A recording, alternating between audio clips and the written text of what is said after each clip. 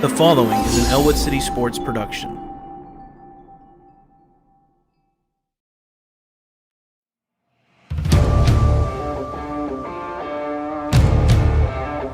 Two to the right. Quick pass out there to Dom Ho. He gets up to the 50-yard line. He's got blockers down. He goes, makes a man miss. He's got the first down. Does a little wiggle all the way. He's still on his feet.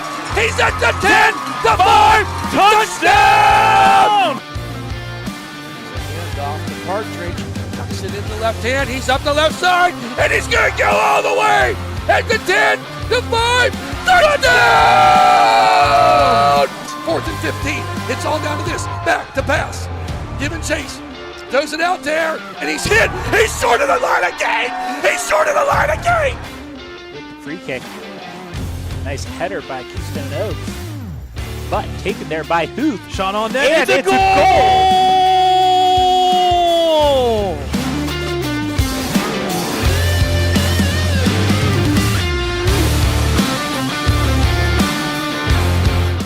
Puts it up, and down it goes. That's the game! Playoff win for the Wolverines.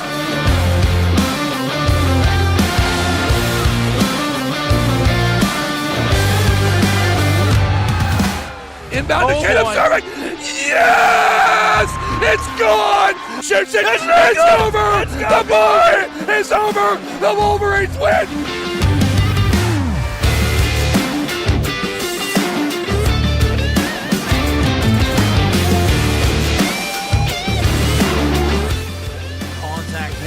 Left side field, chasing his left fielder. It's going to go all the way out of the ballpark. A home run. Contact there, deep, sending back the center fielder up to the fence line. A base hit there for Luke Raleigh. She will turn and go to third on the triple.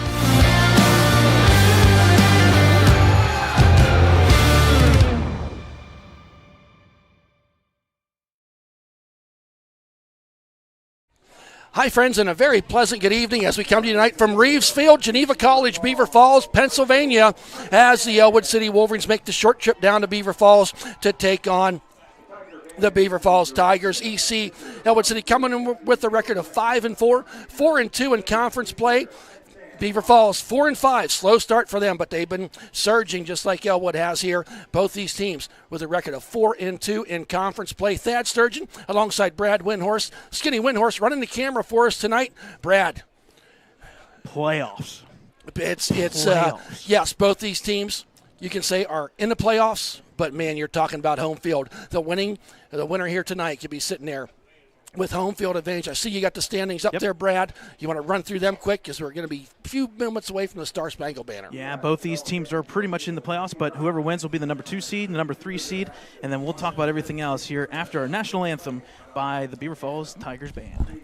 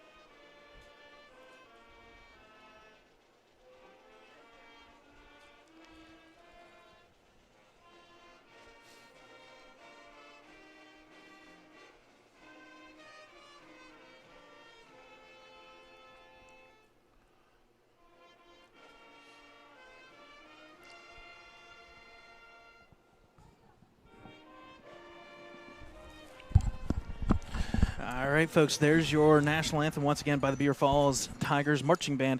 Again, on your screen are those standings. This game here is a battle for second place. Both these teams pretty much know it's almost a lock to make playoffs. It's about getting second seed, third seed, fourth seed, or maybe one of those wild card positions. You also have Mohawk, who is taking on Riverside. That's a big one because depends on what happens here. Riverside could win the second place.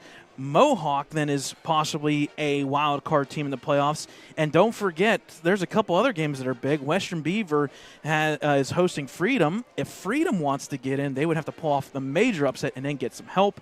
We'll see what happens there. And then the other one, this is a big one too, because you could see a fifth or even an extra team for that wild card position. New Brighton and Union. New Brighton hosts Union, and that's a big one because New Brighton could finish the season 6-4. You could have 5 teams from the MAC making it on. And Thad, that's not even talking about the Allegheny Conference and the Century. 2 big games there that we're going to keep an eye on. South Allegheny hosting Steel Valley, and then you also have Seton LaSalle, Washington. Those are for seeds, and it could factor in Western Beaver as well. Yes, the seeding is going to a lot is going to be determined here in the 48 minutes. The last game of the last weekend of the season. We'll have all the seedings. When's Rebel doing that?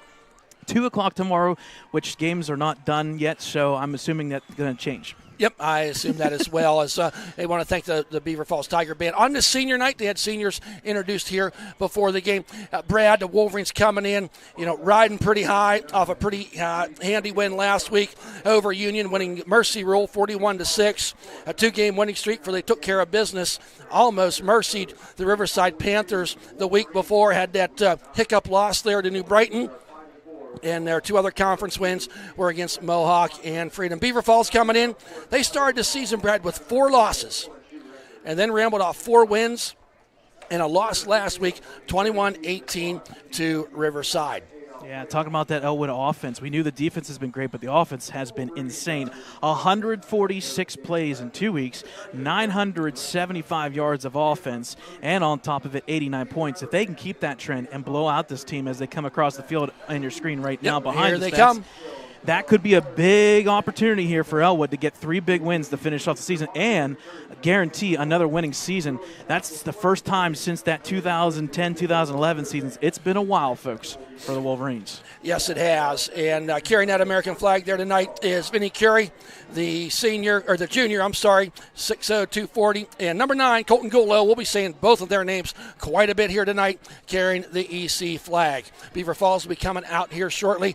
Brad, if we're going to talk about this season in the first 9 games, I think the one thing that I talk to people about around town is the maturation of Tyler Smiley. Yes. We've seen him really, a senior, played back up to his brother the last 3 years, but Tyler has really embraced that role as the quarterback. And the interceptions have gone really down in recent weeks. I think in the first 5 weeks he had, 7? In the last couple weeks he's just had 2 or 3.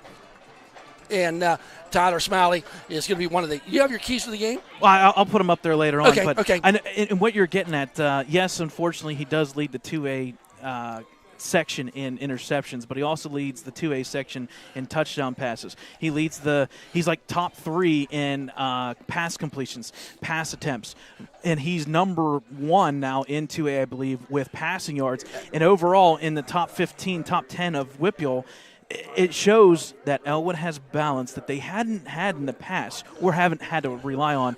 And here's the other thing, too, that we didn't even talk about it yet, and I know we can talk about it going forward. Tyler Smiley can run the ball, too. I was going to make that point, too, last week, and he's been able to run because of the pass. You have 2 really great wide receivers in Daylon Curry and Dom Hogue. They get far down the field. Tyler completed a 4th and 18 with his legs last week, and then 4th and 19 the week before. But don't forget about them wide receivers stretching out that defense and also the blocking downfield. Tyler, as you said, 1,250 yards passing, averaging 14.7 toward clip. We talked about the pass game of the Elwood City Wolverines. Let's talk a little bit about the rushing, Brad. Yeah. Richard Curitan carrying the ball 140 times so far this year, averaging 4.5 yards per carry. Finding himself in the end zone a little bit more frequently recently, which has been a welcome sign. Yep. And then if we go and slide real quickly, because we're about ready to get going I'm here. sorry. If we slide over to Beaver Falls, their mojo, their game plan on this is going to be run the ball right behind that offensive line. They've only thrown for 600 yards, which is still a good number for how many pass attempts they completed or attempted. In the past weeks, folks, in the past 4 games, I mean, that total may be right around 2 hands full, 10 pass attempts per se during that time. On the flip side, though, they love to run the ball. They got a good balance between, you're going to see him, number 9, the senior, Christian Dawkins, and then the sophomore, number 3, the quarterback, Xavier Clark. We had that coin toss out there in the middle of the field, and Beaver Falls did win that toss, and they have declined. So Elwood City will be receiving them. Captains out there for Beaver Falls, number 9, Christian Dawkins. Number 6, Kenny Joel. We'll be seeing those 2 names a bunch here tonight. Number 50, Zyvon Walker, and number 77, Jacob Jesseman. We're just moments away from kickoff here, and Elwood City will be receiving. Yep, doing the kicking duties tonight for the Beaver Falls Tigers. That'll be number 4, Derek Beck, again for the Tigers, who comes in as a junior, 5'5", 135. Returning will be Dalen Curry, Dom Hogue, Tyler Amicone, as well as Dom Danucci. And if there's a big thing and it may be a factor tonight, folks, Elwood will kick PATs. Beaver Falls all night long will go for 2. So be on the lookout for that. All right, game time is seconds away. And here is the run-up and the kick by Beck. Short kick going to be taken there at the 31-yard line. Finds a little bit of hole. Number 14 bounces off of 1. Going to get nice field position up there to the 45-yard line. Nick Dolster doing his part on special teams, taking that ball to the 30-yard line. And they're going to mark him down right at the 45, well, just shy of the 46-yard line in Elwood City territory. Give credit there to the kicker making the tackle. So Derek Beck with the first official tackle for the Tigers. So here comes Elwood City. Starting on offense, we'll have Tyler Smiley in there at quarterback. Eli Moore's been there all year at center. Flanking him is Nick Condell and Vinnie Curie. 2 wide outs to the right, 1 to the left. Sends him in motion. Curitan up the middle he goes. A nice run for about 8 yards as he gets his way into Beaver Falls territory, marked down at the 48-yard line. So pickup of 6 on that first down run. Brad, we say this every week. When you can get that 5, 6, 7 yards on first down, boy, it seems to make everything go a whole lot smoother. It does help that the first play of scrimmage goes for 6 and puts you into Beaver Falls Tigers territory. Yep, nice feeling. 1 wide out to the left, 1 to the right. Pistol formation is Smiley. Hands it off. Curitan tries the left side this time. Meets some resistance. Fumbled the ball. Oh, boy. And Beaver Falls recovery. Yes, they did. Right there at midfield. Number 77. And one of the captains on that team, I mentioned him earlier, as he got the fumble, as Curitan, Jacob Jesseman, with the fumble recovery. I almost jinxed it, Brad. I had it in my notes. We had a shortened pregame tonight. Wolverines had only fumbled the ball 3 times in the 9 previous games. And there they are. They did it on the second play of the game. So here comes Beaver Falls. They got some meat up front, but so do the Wolverines. Hands off there to number 5. Up the middle he goes. He's got 1 man to beat. Got some blocking downfield. Number 6. He's at the 10, the 5. Touchdown. Kenny Joel doing what Kenny Joel does. Just ran the first offensive play for Beaver Falls. 50 yards to make the score. 6-0, 11:06. Points off of turnovers, but more importantly, Brad, 1 play, 50-yard drive, touchdown for Mr. Kenny Joel. And unfortunately for the Wolverines defense, that was pretty much right up the middle. I don't really know if he was touched very much at all on that play. As you said, Brad, Beaver Falls will be going for 2.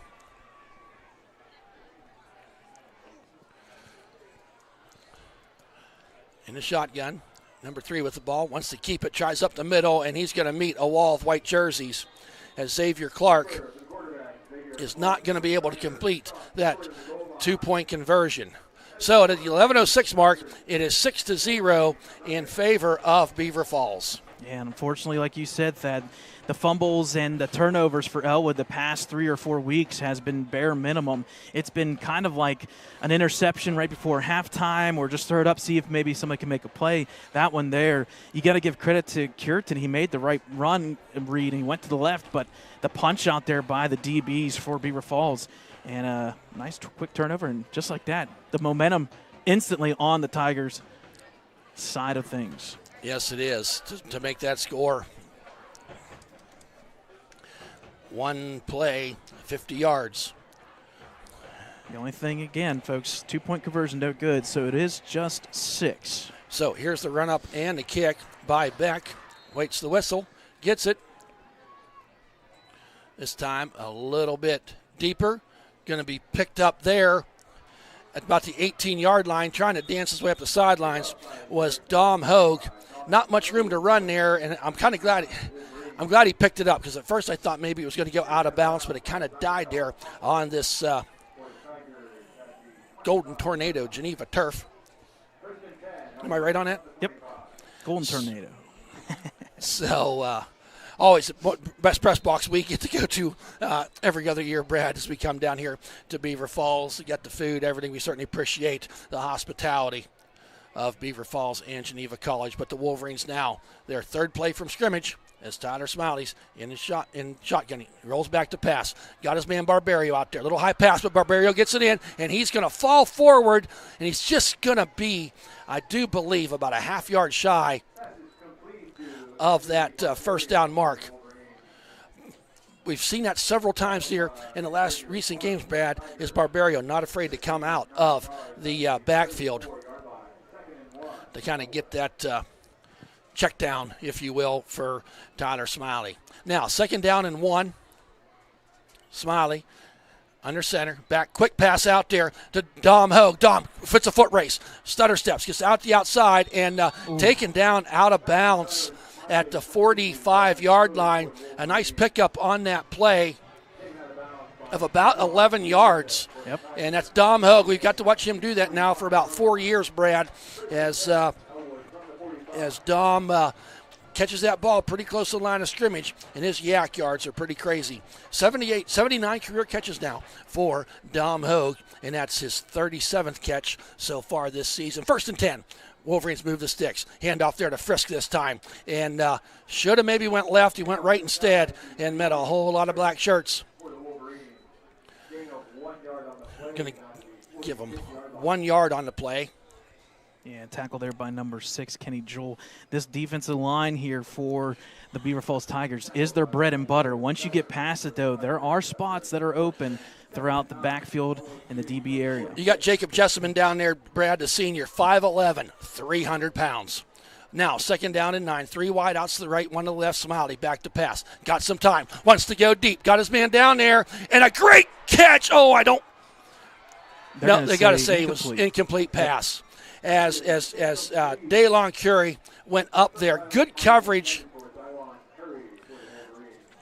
I want to think, was that Beck out there on coverage? Whoever had coverage had good coverage on him. DeLon almost made that circus catch, but he kind of had it in his hands. But as he went to the ground, it came out. Yeah, that would have been number 11, Keyshawn Jameson. Okay. That's the far DB there. A little bit of help downfield, but it was coming a little bit late, was Clark. But either way, good defensive play there by the Tigers. At the same time, Tyler fit it right in that pocket, perfectly placed. Got to make a catch. He did, and Tyler did have a little bit of time there to get the throw down the field. Big 3rd down here, 3rd and 9. Smiley back to pass. He's going to get gobbled up this time, tries to get away, and he falls to the ground. He's going to be sacked all the way back at the 36-yard line. I want to think that was big number 72 in there, Brad. Yeah, you want to give credit to number 9 as well. Jasir Christian Harris. Dawkins, the middle linebacker, just blasted right through up the middle. And that time, I think they just sent more people than the Wolverines could block. Loss of 9 on the play. Now punt formation for the Wolverines as DeLon Curie. 2 people back for Beaver Falls. There's the kick. It's fumbled it. But he jumps on it, picks it up, and he's going to keep zigzagging around and hit hard by Colton Golo. But making something out of nothing there was number 15. Could have been disastrous, but Zyko Hoppel it didn't hit off of him initially, but he had the wherewithal to pick the ball up and ran it for about 8 more yards. So Beaver Falls setting up shop on their second possession at the 47-yard line.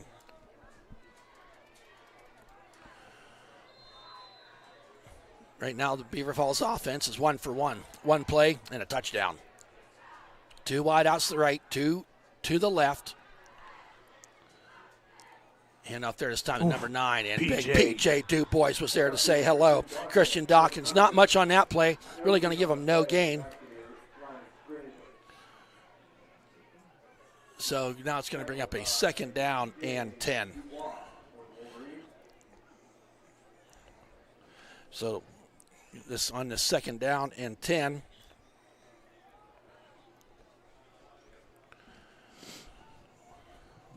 Beaver Falls breaks the huddle. A sidecar to the left and right of Clark. Hands off this time. Makes a man miss. Zigs and zags and falls his way forward. Falls down was Christian Dawkins. A nice pickup on that 2nd and 10. Gets him into Elwood City territory. Down to the 45-yard line. And they're going to move it back to the 46. Oh, they are? Okay. Yeah, that was a big tackle there by number 3, Tyler Amicone. If he doesn't make that trip, it's PJ versus Dawkins, and unfortunately I would say Dawkins would win that foot race. Yeah, I do believe. So a big first third down of the night here for Beaver Falls. Everything in tight. One guy wide out to the left at the hash. Almost like trying to draw them off sides here, the Wolverines. There's a handoff. Zigs and zags, and he's going to, I think, forward progress is going to get Dawkins enough for the first down. Wow. They're going to say 4th down. Oh, they are going to say 4th? Yeah. I knew he was close to that line, and the men in stripes have a better angle of this than we do. 4th down and 1 to go for the Tigers.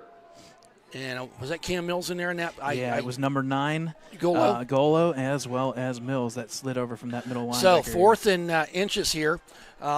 Wolverines defense has held the 9 for 19. The opposing offenses, 47% of the time, have been able to pick up a first down. In the shotgun, no, however, on this 4th and inches. Handoff, going to weave through there, and Dawkins is going to get just enough for the first down. As Tyler Amicone was in there to put the final lick on him. But I know we just watched about 5 offensive plays, Brad, but Dawkins seems to have some patience to kind of wait for the hole to develop and not be afraid to shift to the left or right quickly. And we quickly know that hamstring injury that he suffered last week, that is not bothering him. No, don't appear to at this point in the game. 1st and 10. This time it's number 6, Kenny Joel, and positive yardage. Picks up about 8 yards. Going to mark it at the 34. So right now, Beaver Falls, that interior line of Beaver Falls is just kind of having its way, making some lanes for Dawkins and Joel. So going to be a 2nd down and 2, ball on the 34-yard line. Clark, sidecar to his left and right, and movement there. Big number 51 got to leaning into things a little bit quicker than he should have. Going to false start, going to move him back 5 yards. Going to be a 2nd down and 7.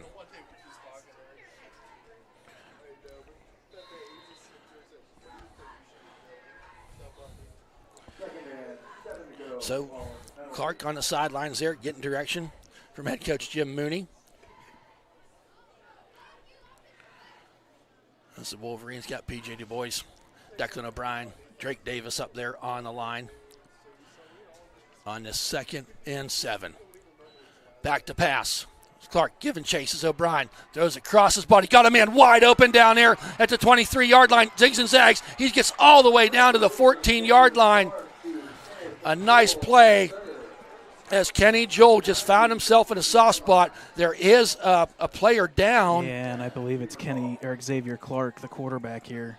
Yes, and I don't know. O'Brien was given great pursuit. And he's going to be attended to. That catch was what, number 6, Kenny Joel? Yeah, Kenny Joel. Okay. A dangerous throw by Clark. just kind of across his body, the righty rolling out to his left. But Kenny Jewell found himself down there. He was about 8 yards wide open from all directions around him. Yeah. So as they're tending to Clark. Yeah, little score update out of town here. Mohawk and Riverside still first quarter, 5 minutes left in that one. Still 0-0 there as well. So, folks, we'll take a timeout here with 5:16 remaining in this first quarter. Beaver Falls driving with the injury here.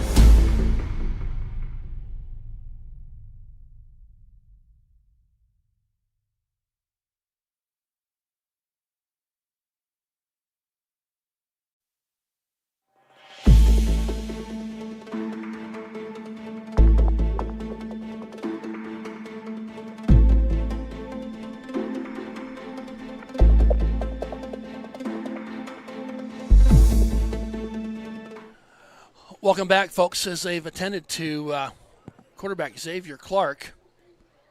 And they're taking him right to the far sidelines. Yeah, makes me wonder if they're headed to the ambulance that's on that far side. I'm wondering if it's a shoulder, arm injury, because they are holding up top somewhere. Yeah, he's walking fine. We didn't go back and look at the replay, but O'Brien was given chase. He completed the pass. So, boy, that changes things up for head coach Jim Mooney now in the Beaver Falls Tigers. Yep, and as your quarterback who didn't throw the ball a lot, had 4 TDs. More importantly, he's carried the ball 161 times for an average of 4.3 yards per carry. They officially did start up the ambulance, so he will be Yes, taken they did. there. So we'll keep a prizer up here in the press box. A whole bunch of people up here may be able to find out something. And right now it appears number 12, Isaiah Sellers, sophomore, 5'8", $135, and he hands off to Joel. It's going to be a Wildcat. Yep. Okay, that was it. Okay, the ball went right to him? Yep, Wildcat right to Dawkins. Okay. So Dawkins. 6 yards on the play out of his 9-yard line. So he gets inside the 10-yard line. Does Dawkins to bring up a 2nd down and 4. And I know that they got Christian Dawkins on the side, talking to coach right now. So we can maybe assume that going to be that Wildcat, because Dawkins now is standing in the quarterback position with Kenny Jewell to his left and Sellers to his right. There's a handoff to Joel, and a nice takedown there. Cam Mills was in there to finish him off, and I give Anthony Barbario credit for that first initial hit, as Kenny Jewell had that head of steam going forward, but a not pick up about 2 on the play. Going to bring up a 3rd down and 2 from the 7-yard line. We did note that PJ did get a retaping of his foot there. He came back in, no problem there as well. Yes, so a lot of meat there in the center of that line for both teams. There's Joel up the middle, and he's going to fall forward and gets into the end zone for the touchdown. Kenny Joel takes it 7 yards for paved dirt into the end zone. And just like that, it's 12-0 in favor of the home Beaver Falls Tigers. They will be going for 2. That was Joel. Yes.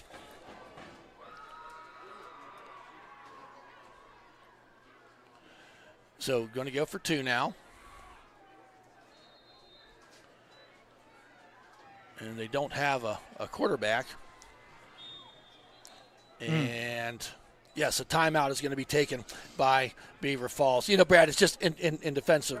You know, you lose your quarterback, and I think he started every game to this point this season. You know, and then you go for a 2-point conversion, and who's doing what? And somebody has to step up. And on that drive, they did. That drive was, 50 or 43 yards?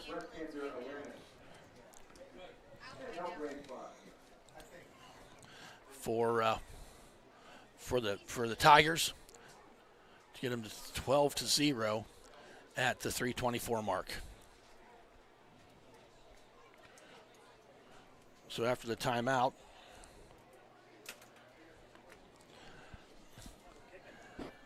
they are going to kick. They appear to go for the kick, Brad, as number 4, Derek Beck will be holding, and number 14, Hunter Kreiser, 5'5", 150-pound junior, is in there to attempt the kick. Snap is kind of rolled back there, but going to call false start on Beaver Falls. So it's going to move them back 5 yards. The ball will move back 5 yards. They will retry the extra point once again. So they appear to going to give that a try one more time.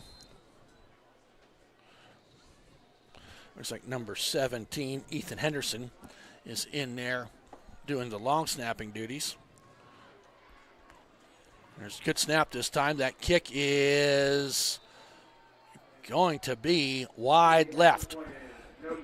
So first quarter, 3:24 remaining. The score 12-0 in favor of the Tigers.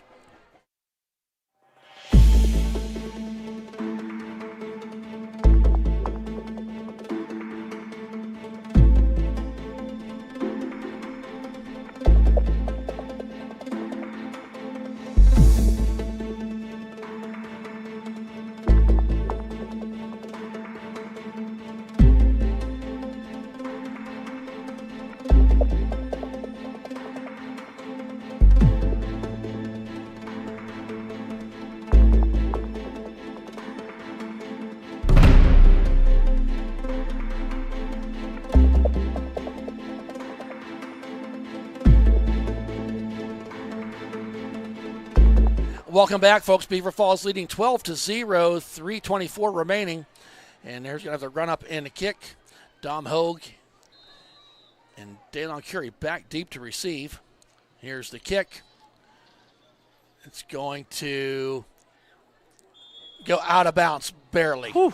Wow. Whew. If the football was not oblong, it would not have bounced out of bounds. So penalty with the out of bounds kick. And boy, I don't think anybody was more happy in this stadium than Dom Hogue to see that ball go out of bounds. Just did not know really what to do with it.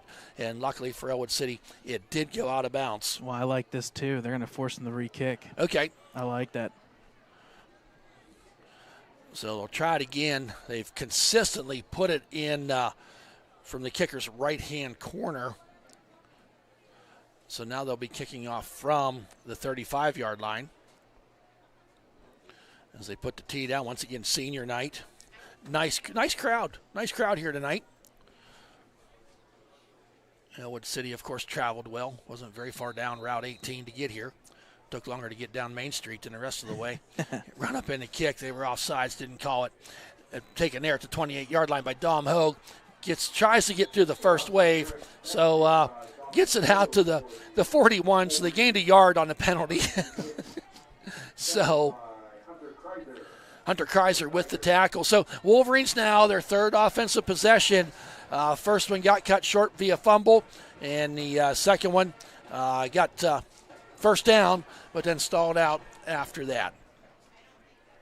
Yeah, and it's talking about staying on schedule with your plan, and so far Elwood over 2 on that category. That's big. SCR Smiley under center. Gets the snap. Hands off to Kurt. No, he passes the ball, and just a little short for Dom Hogue. A good fake there. I thought Curtin had the ball. Smiley was able to hide it well, was trying to get Dom Hogue on the crossing route, and good coverage. The throw just a little bit low. Yeah. Incomplete pass. Give credit to number 72, Jasir Harris. He broke through that line. Initial blocks were there. That's why the play action worked. But after that, he broke through, and he actually hit the arm of Smiley, and that's why it was short. Okay. Now 2nd down and 10, ball on the 41-yard line. Curtin gets deployed to the right of Smiley. Sends Daylon Curie in motion. Ford shovels it to him. Daylon trying the outside edge. He's going to get chased down and driven out of bounds there.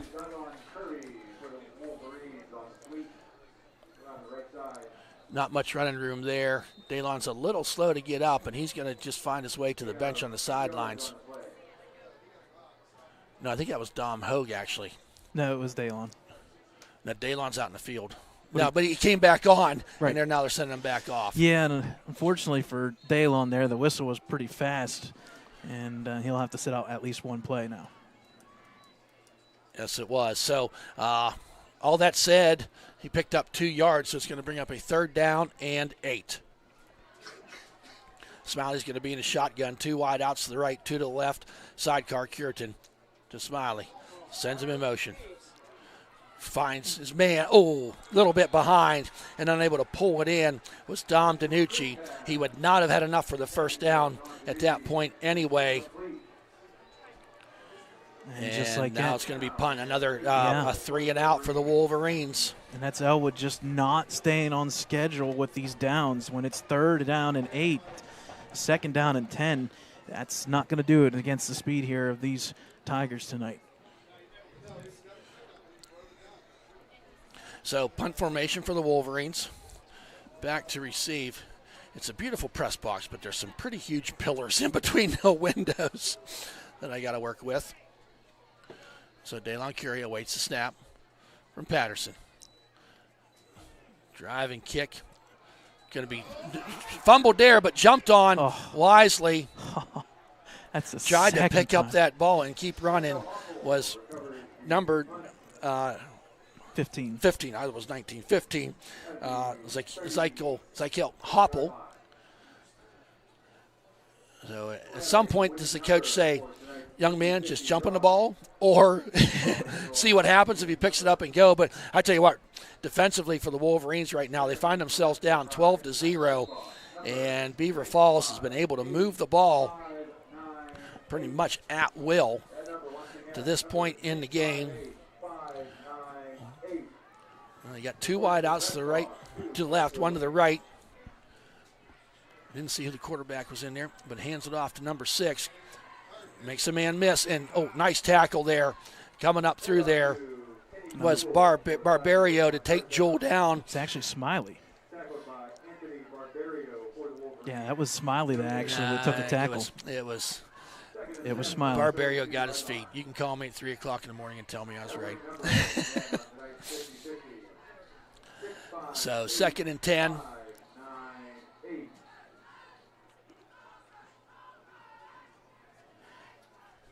Now for Beaver Falls, just hitting under the 2-minute mark here of this first quarter.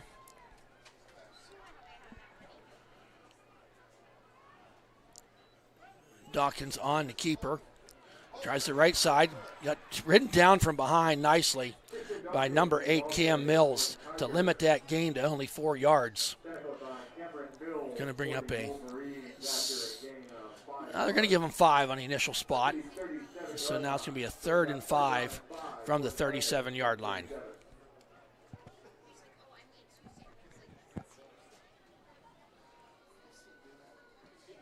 As we said, quarterback Xavier Clark. I don't see him on the sidelines. I know he went over to the ambulance walking on his own power, but wasn't swinging them arms very much. Now Sellers settles this left of Dawkins, the Wildcat straight up the middle. And second effort, he's not going to get enough for the first down. Picked up about 2. Going to bring up a fourth down. And short 2, we'll call it, as the ball's sitting right there on the 40-yard line. Yeah, and they'll have to play this one play before the end of the quarter. We're about 40-some seconds left here. Out-of-town score update. Mohawk and Riverside trade scores, although Mohawk got the PAT. It's 7-6, Warriors up by 1. So punting is going to be Beaver Falls. I think there was some discussion there, Brad. Do we go for it on 4th and 2? But on that 40-yard line, they decide to go for it. 6 seconds. Oh, they got the play off, no problem. White shirts were coming. That punt kind of goes out of bounds. Not a real far punt, as it's going to be sitting there at the 43-yard line. Yeah, just so 17. 17-yard punt for the Wolverines. So now the Wolverines just wanting to get something going offensively. What, 1 first down in this first quarter? Yeah, so far it's been tough sledding here, and unfortunately the pass incompletions. Tyler's got initial time to throw, but then the second look, the third look does not get through, and unfortunately a lot of incompletions so far to start. So 9 seconds left here in the first quarter. Hand off to Curtin, got a little bit of a hole, but it closed quickly as number 53 and 12 were there to meet him. That is Terrence Banks was in there, and Isaiah Sellers, and that is going to be the end of the first quarter, with the Wolverines find themselves down 12-0. A lot of football to go yet, folks. Stick around. We'll be right back.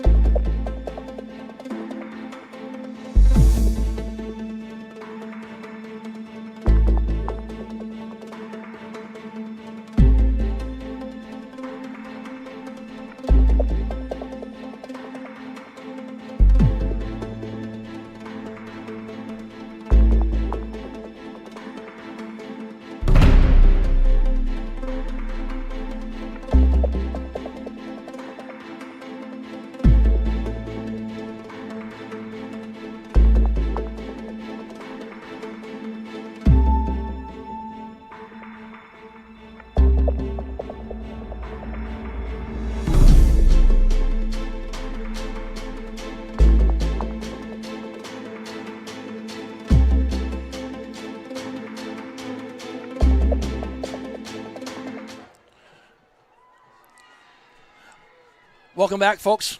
Wolverines down 12-0 on this 2nd and 8. Smiley trying to get out of there, and he's going to be taken down for a loss. My goodness. Wide open downfield was Dalon, but unfortunately not enough time. Terrence Banks was in there along with Zyvon Walker to bring him down for the sack. A loss of about 4 on the 3rd and 12 for the Wolverines.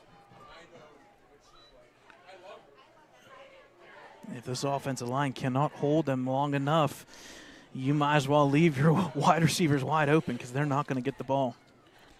Not enough time so far. Right. Moore out over the ball at center. 2 wide outs to the right, 2 to the left. Smiley now. Back. He's gobbled up. It was no time at all. Good grief. Number 9, Christian Dawkins, was in there. I mean, maybe a split second after the ball as he came off that line. And another sack going backwards of the Wolverines all the way down to the 32-yard line. A loss of 8 on that play, bringing up a 4th and 21. Brad, another 3 and out for the Wolverines. Yeah, the goal there was a wide receiver screen, but somebody forgot to block. You forgot your job. So now Dalon Curry on to punt, his 3rd one of the night. This one off the side of the foot. It barely got back to the original line of scrimmage. It did not. Wow. It's going to be at the 42-yard line, a 10-yard punt, as Beaver Falls is going to set up shop in Elwood City territory. 1st and 10, ball at the 42. just all facets of the Wolverines game right now is not real stellar. You got senior night inspired football by Beaver Falls, and Elwood, you kind of forgot that the buses left the school. Yes. So 1st and 10 now. Bunch of people on the field. Yep. Okay. They had to call timeout by the Tigers. That's their second timeout. They'll have one remaining. We do have a score update here.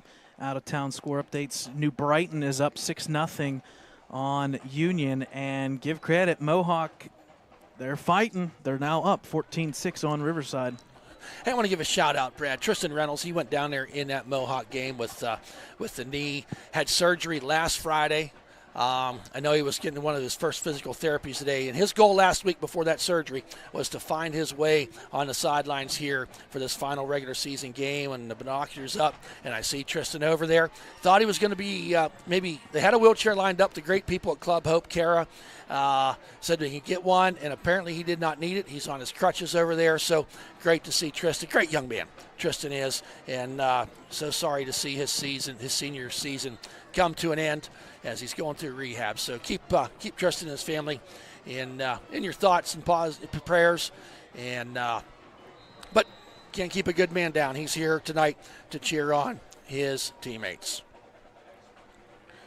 So Beaver Falls now, 1st and 10 after the timeout. Hands off this time. Oh, going to be taken down. Cam Mills, and that's a TFL tackle for a loss. As Kenny Jewell got the handoff, and Mills was in there, his 6th tackle for a loss this season.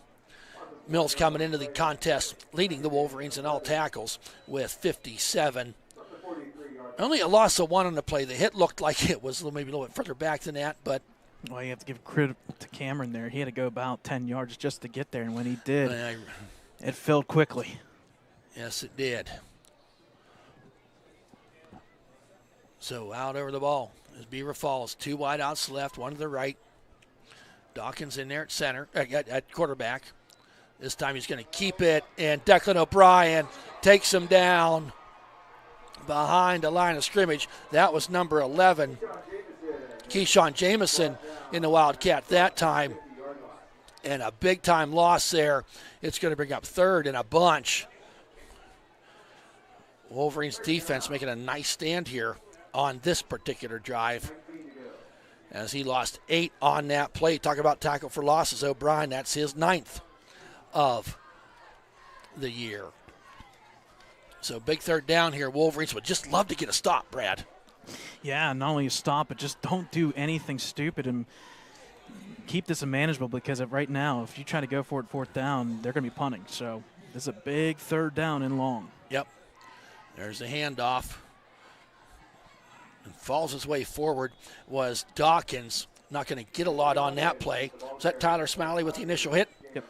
And going to pick up about 5 yards. So that 3rd and 19 now is going to be, well, there's going to be 4th down and probably 15 to go. Ball at the 47. Punt formation for the Beaver Falls. Just need a big return. Some big play here for Elwood to get back. Yes, you do. As Kenny Joel's back there to punt. Nice punt, kind of punts it away. Going to take a Beaver Falls bounce all the way down. That ball's still rolling. Jeez. Inside the 10-yard line. So a nice punt there by Kenny Joel of 43 yards. So Elwood City's got the long field ahead of them.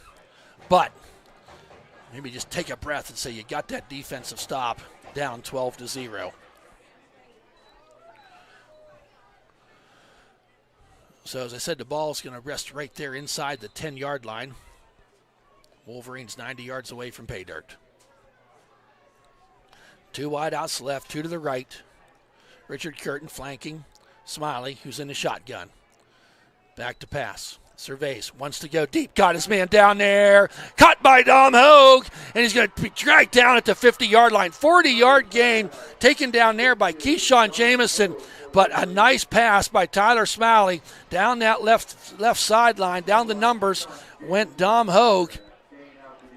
And you talk about momentum changers, Brad, that could be one right there. Yeah, a big 41 yards on that play, and Elwood needed that dearly. Yes, they got into Beaver Falls territory, marking them down at the 49-yard line. And the book is on these Beaver Falls Tigers. If you can get an extra second or two, the wide receivers can be open, and there was one of them. So 3 wide outs alongside the right. Smiley back to pass. Wanted to go across the middle. Was covered up quickly. Smiley makes a man miss. Making something out of nothing. Smiley, I thought, was dead in the water about 2 yards behind the line of scrimmage. Was able to scamper his way forward for about 3 yards, we'll say. Going to bring up a 2nd down and 7. Ball at the 46-yard line. So far in this game, Elwood 8 carries for -9 yards, all via mainly the sacks. The sacks, yeah, those start to hurt. So Smiley now shotgun, hands off to Cureton, gets through first wave close quickly. Not much run room there. He's going to get about a yard. Like number 21, Tyon Fair was in there. And big number 77, Jessamine, he takes up a lot of space, 5'11", 300 pounds. I think he's just a junior too, right? No, he's a senior. So another 3rd down for the Wolverines. Have they converted one of those yet tonight? Wolverines so far this season, Brad. It's not been pretty on 3rd down. It's almost like They've you had might as well play for 4. They've had 27% on 3rd down. They had 89 of them. Passed out there, finds his man, Dom Hogue. He knows where to get that 1st down stick. And a nice play by senior Dom Hogue, having the presence of mind of where to get the ball to get that 1st down. He needed 6, got about 6.5. Maybe give him 7 as he's going to get to the 37-yard line. So two nice completions to Dom Hogue, one for, 41 yards, and that one there on a 3rd, and 6 picked up 8. So new set of downs for the Wolverines. Wolverines kind of running that same formation here, about 3 plays in a row. Smiley barking out some signals, deploys Cureton to his left. Smiley awaits the snap. Back to pass. He's got some time. Wants to get down the field, and just a little too low as he was trying to find Daylon Curie.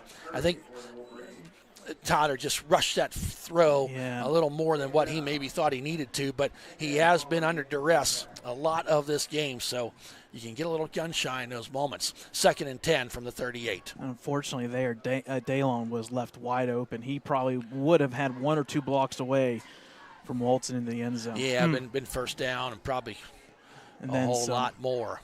So wide out to the left and right in this formation. Barbario behind the tackle. Quick pass out there to Dom Hogue. Makes first man, kind of rides him out of bounds. And a nice pickup on that play. Keyshawn Jamison out there in coverage. And that's as good as a run, Brad, quite honestly. That quick pass out to the left. And Dom Hogue got a few yards after the catch. So that 2nd and 10 now brings up a 3rd and we'll call it a 5.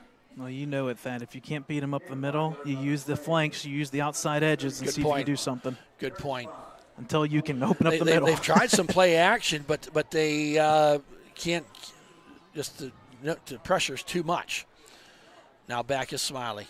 This time finds his man Barbario, and they're going to give him enough for the 1st down. A nice catch by Barbario as he was hit immediately as he caught the ball. Oh, no, we got a lineman down. It's 52. Yep, great. Patterson. No, that's Vinny Curry. Vinny Curry. And he is in pain. Yes, he is. The play, he's down behind the line of scrimmage. And they're attending to him right now. The trainer both from Beaver Falls and Elwood City.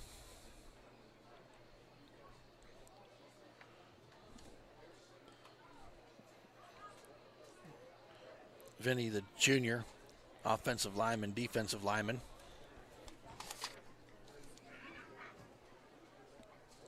Folks, what we'll do here is we'll take a quick timeout here as we come back at the 5:26 mark here in the 2nd quarter.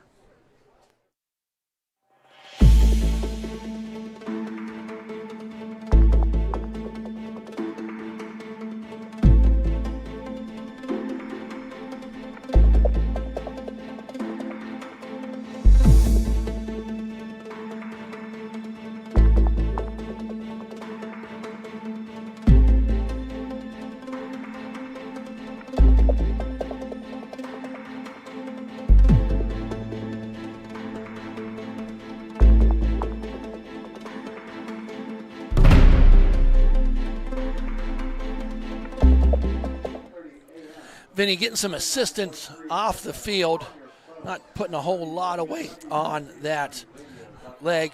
Filling in for him now looked like Hayden McCandless, the sophomore coming in.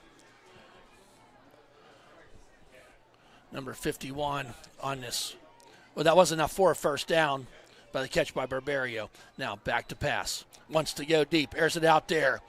What a catch! Touchdown, Cam Hockenberry got up there. The big guy, he's got lots of length. He used them long arms to get up over 2 Beaver Falls defenders.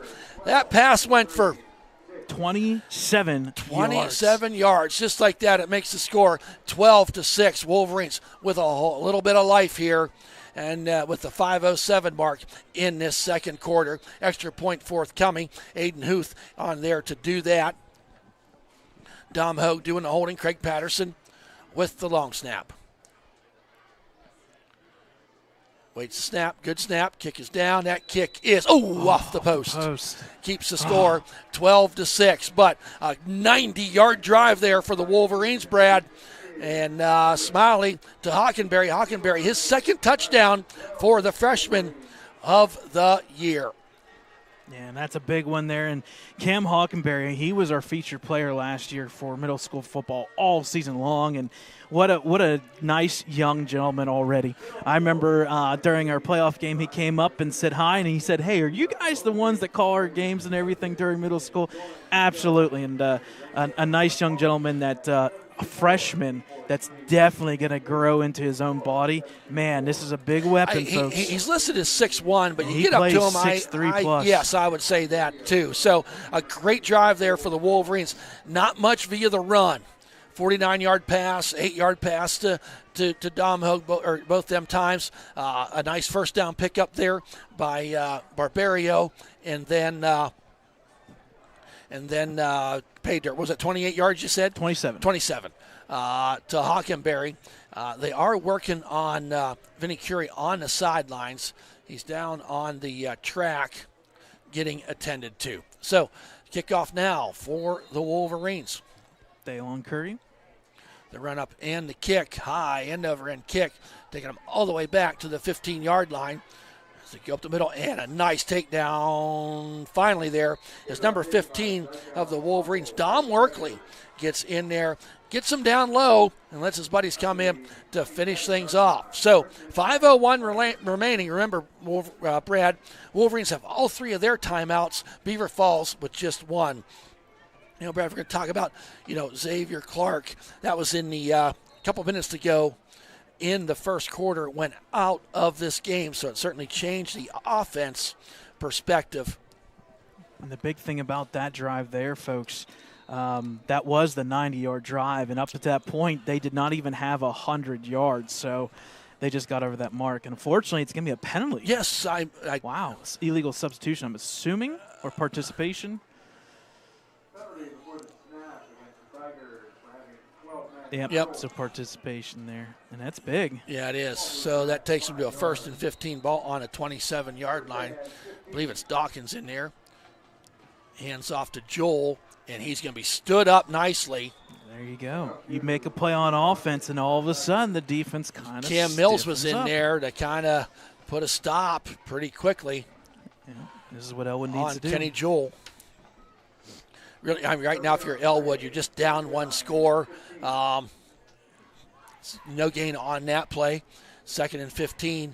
You can get the ball back, but more importantly, just don't let Beaver Falls score here. Exactly.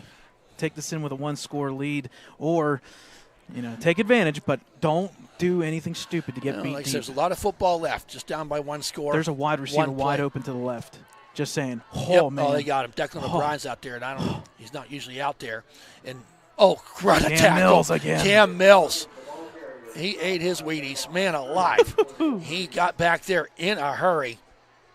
I didn't even see who the ball carrier was, Brad. I'm sorry. They're kind of all jumbled up there. Kenny Joel again. So no gain on the play. And this is big. 3rd and 15 on a team that don't pass a whole lot, and your quarterback that does do the passing is not on the field. And they are bringing a second ambulance in here now to the stands. This is so somebody's going out of this game. I'm assuming it's going to be Xavier Clark. Yes. Obviously, they have to keep one ambulance here. But Right. yeah, so there you go. 3rd and 15 now. Hand off to Joel. And he's Another not going good to go tackle. very far at all. No. Maybe a yard or two. Wow. And That front line, as well as the linebacker, Barbarian. O'Brien, well, I think O'Brien was in there too. But right now, what we saw in the whole first quarter, Brad, is that offensive line of Beaver Falls kind of did what they wanted. Yep. And some adjustments may have been made, or some fires maybe been lit. And I like what I do Coach too. Go Bradley ahead. did there. You finish it off. Who called the timeout to preserve some time here. Folks, we haven't talked about Coach Bradley enough. We didn't even haven't. talk about the Riverside game and how important that was. I know it's on your paper, and I did make a mistake. I didn't update it for this week. That Riverside win was win number 100 for Coach Bradley's career. Last week's game was 101. So he's 101 and 52 in his entire career. And one of the 7 or 8 coaches in Elwood's history that has a winning record. So thank you on behalf of Elwood City Sports, Coach Bradley. Yes, it's been a lot more fun covering here the last 4 years. And Matt, Coach of the Year last year. Now, well, Could be in a conversation as we move forward. Dom So, Hogue. Here's the blocked. Was It was it tipped? It was tipped. Who is that? Number 9, Colton Yep, Golo. Colton Golo Yep. was in there. Blow the whistle. Blow the whistle. My goodness. And it's going to be down there by Beaver Falls, Kenny Joel. But Wolverines, Brad, asking you shall receive. They get the defensive stop, gave up 2 yards. Actually, they lost 5 on the penalty. Yeah. And Wolverines are going to set up shop in Beaver Falls territory. Down 12-0 at the end of 1. And they were down, they didn't get their first score till 5:20 or so and change remaining in the second quarter. Let's see if this momentum, this pendulum that has swung, stays for Riverside. I worked on them this week. For I did. Elwood. Yes. So, Smiley in the shotgun. Back to pass. Under pressure, but finds his. No. Intercepted. Oh. Went over the top and intercepted there by number 4. He's still on his feet. Then he can zip way back across the field. Another man misses. And he's going to be stripped. Daylon Curry's got the ball now. Curry got. Yes, Daylon absolutely. wrote him down. Daylon had it. No, the officials are saying differently. As number 4 it was, Derek Beck got the interception. Wolverines are pleading. How's that not a flag? Now, how do you not throw a flag there? You can't throw people around coming off the pile. Daylon was tackling from behind, and I thought we had him right. It was right here in front of us, Brad. You had a better view than I did. I saw ball switch over to Daylon. I think it was very, very clear. But the one official now has his arm around Daylon. I don't think they're exchanging their mom's favorite recipe. I don't think so either. Still talking to him. I mean, hey, they kind of just all but fist bumped to walk away. So all is well with the officials. But what a turn of events on the interception. About a 40-yard return, Brad. I don't have the exact number, as Kenny Joel now has it. Going to try that side, and not much running there. And I tell you what the Wolverines have done defensively, Brad. That time, Declan O'Brien just took that wide outside edge to kind of take that edge away to make Kenny Joel, because he is fast, make him cut up in. And, O'Brien may not get credit for the tackle, but he kind of corralled the would-be runner into more white shirts. So pick up about 1 on the play. Going to bring up a 2nd down and 9. As Dawkins now takes a direct snap, and he makes a man miss. Another man miss. Hopscotch one over into the end zone for the touchdown. Missed tackles by the Wolverines on that, as Christian Dawkins takes the ball, 15 yards into the end zone after the interception by Smiley. That's 12 of the 18 points by Beaver Falls, 1 off the fumble recovery, 1 play touchdown. They get the interception, 2 plays touchdown, 18-6. We'll see if they're going to go for 2 or extra point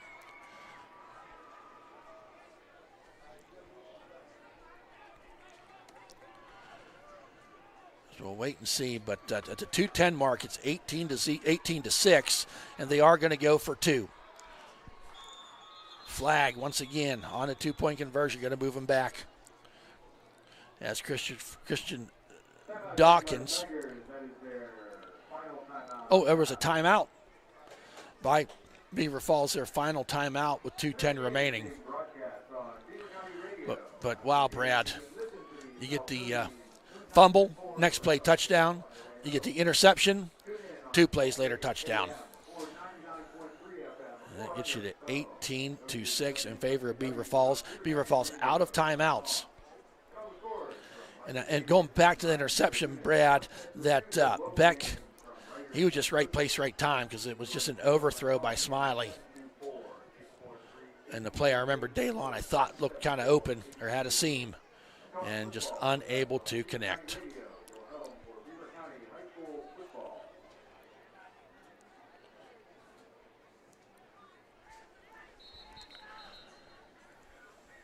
So now a timeout.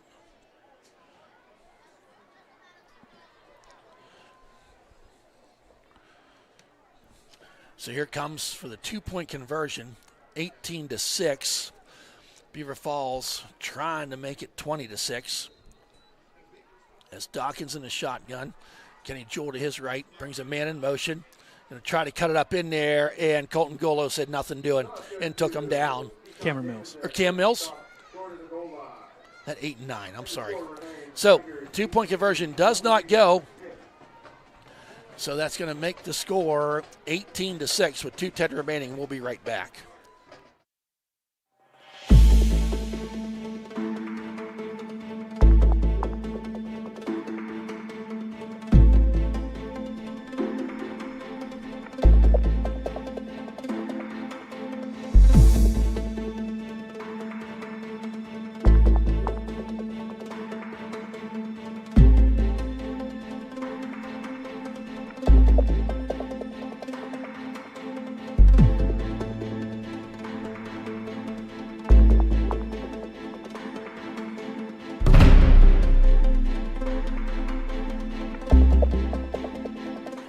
Welcome back, folks. Score 18-6 here. 2:10 remaining in this first half of play. There's a run-up and the kick. Going to be taken there by Dom Hogue, and he gets gobbled up quickly. Not much running room there. Nice coverage by the Beaver Falls Tigers as Isaiah Sellers was there to make the initial hit. Minimal gain on the return. Wolverines now sitting there. They do have 3 timeouts. 2:05 remaining. Down by 12 points. Yeah, unfortunately for the Wolverines, they had 2 turnovers, 2 touchdowns, and that's why they're down 18-6. Points off of turnovers. One of them gave a really short field of what? He took it down to the 19-yard line? 10-yard line, actually. So it was a 50-yard return. So here's Smiley in the shotgun. 2 wideouts to the right, 1 to the left. Curtin to his right. Back to pass. Throws it out there, finds Dom Hogue. Makes the first man miss, but not much more than that. As they were kind of ready for him that time, as Dawkins was in there to hit Dom Hogue. Not much yards after catch on that one. Going to mark the ball. No, we had a penalty on the play. Personal foul. Roughing the passer. That's going to be a first down and 15 yards for the Wolverines. They'll take it any way they can get it with $1:54 remaining in this second quarter.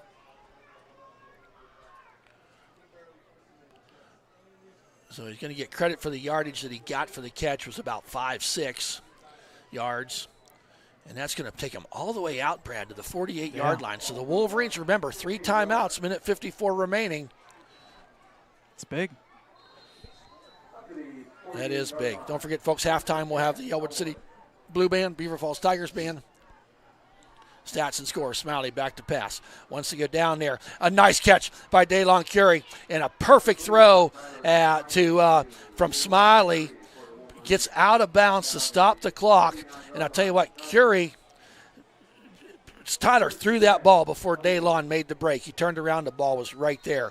Moved the sticks. It was not out of bounds. I beg your pardon. They're going to wind that clock. $1:40 remaining.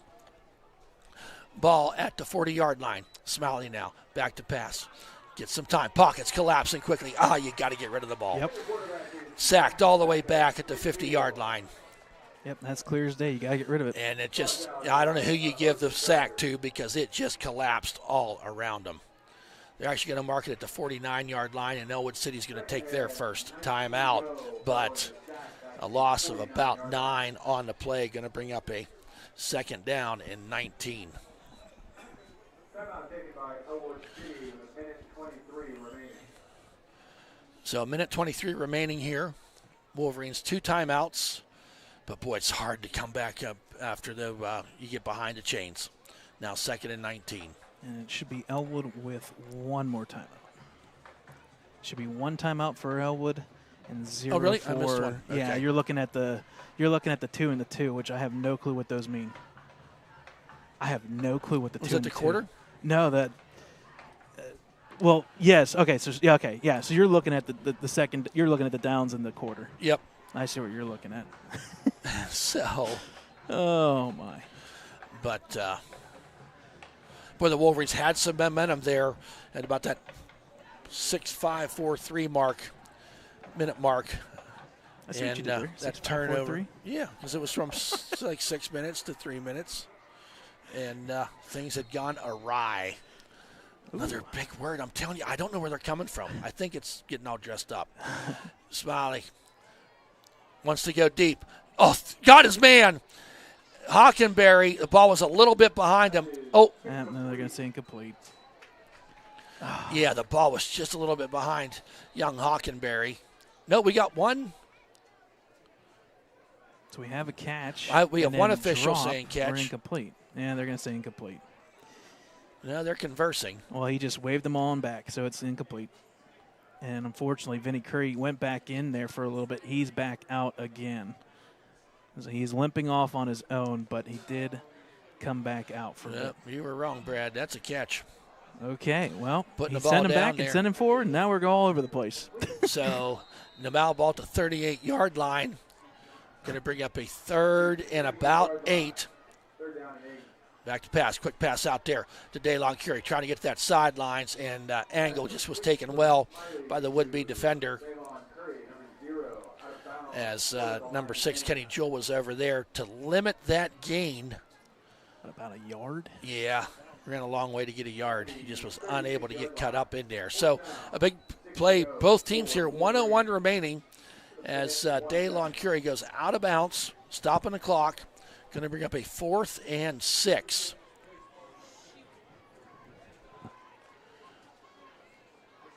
Here's Smiley back to pass on this 4th down. Wants to go deep down there and way overshot his man. Hockenberry pulled up on the play, and Smiley thought he was going to keep running as the ball falls incomplete. Turnover on downs. So the Tigers now 1st and 10. Ball on their 36-yard line, 57 seconds remaining.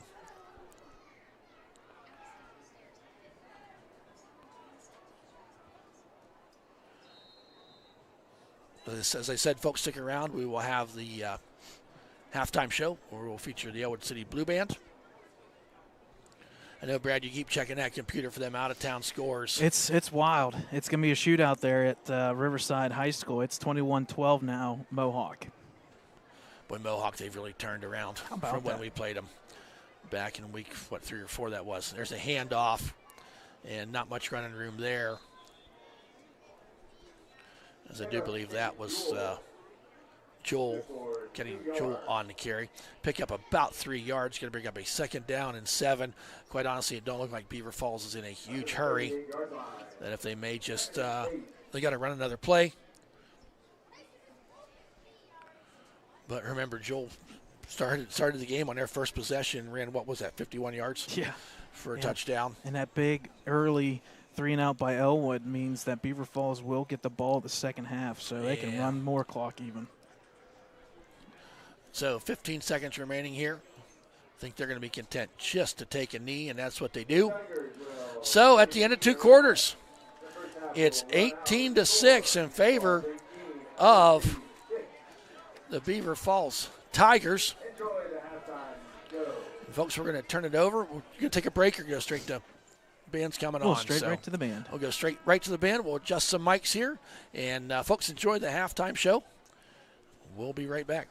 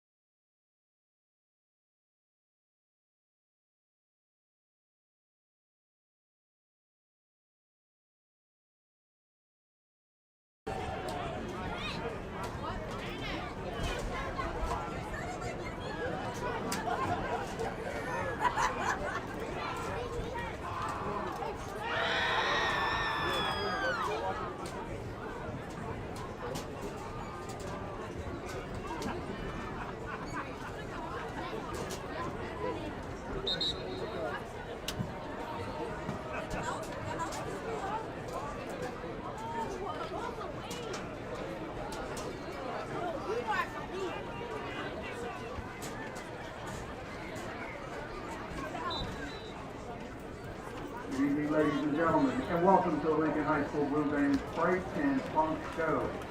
Tonight we begin with a classic from a 1986 Broadway classic. Here is our rendition of Andrew Lloyd Webber's Phantom of the Opera.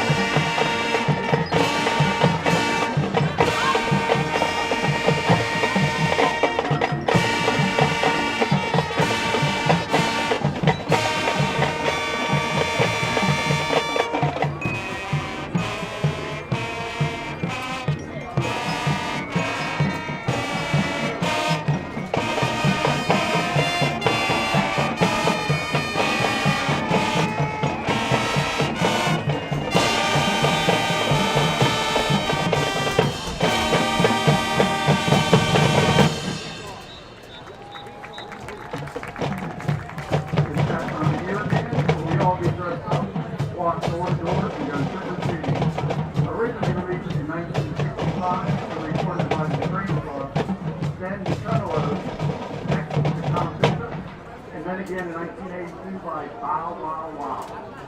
We now feature our dance line with I Want Candy.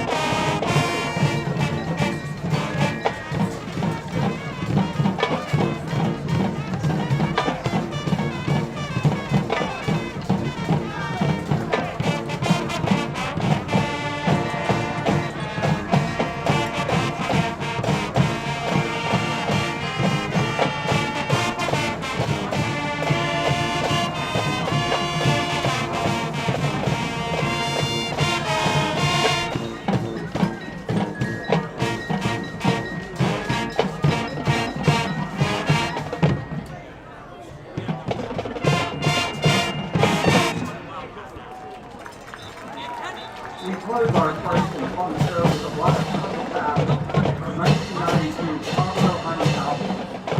This is Radio Pregame.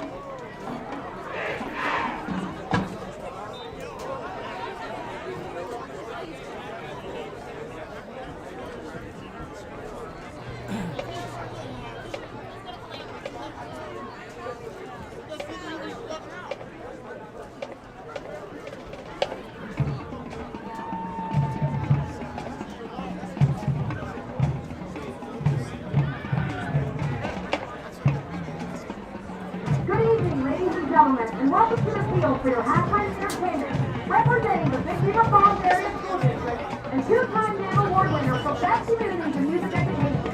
Under the direction of Ronnie Good, the 2025 Big Beaver Falls Mighty Tigers Marching Band! The Tiger Band is being led onto the field tonight by our junior drum majors, Billy McLeaser and Samuel Hyde.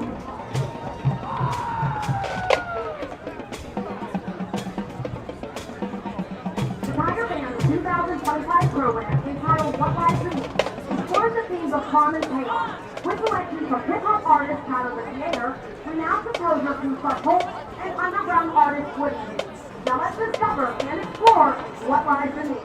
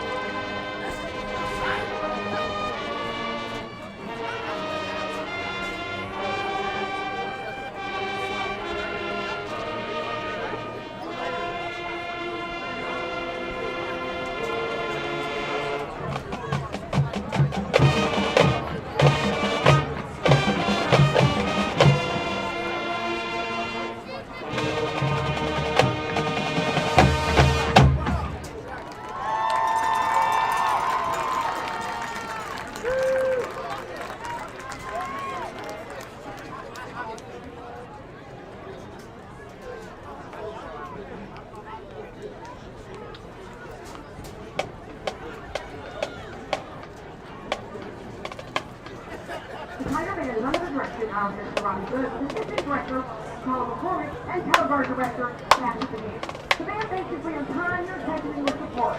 And also, on behalf of the entire Tiger Band family and the Tiger Band boosters, we proudly say congratulations and wish the best of luck to all of our graduating students.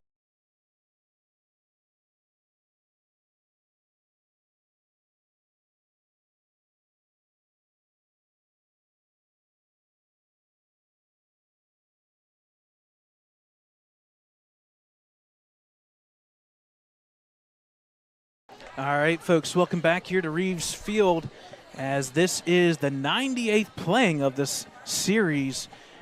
In the I-18 series is what we're calling it, and so far things have been going in the way of the Beaver Falls Tigers. Elwood turned over in the first half, only the second time all season that they've had 2 turnovers in the first half. The last time, folks, all the way back to week 0 against the Laurel Spartans. Halftime score 18-6 as we bring up the halftime stats here up on the screen. Rushing yards, wow. You take away all the sacks, and unfortunately for Elwood City, they gave up officially 4 sacks total-wise in that first half, and that is why they're staring at minus 17 rushing yards in that first half. On the flip side, Beaver Falls Tigers, 105 rushing, with most of it coming from that one play, 50-some yards, to start the scoring drive.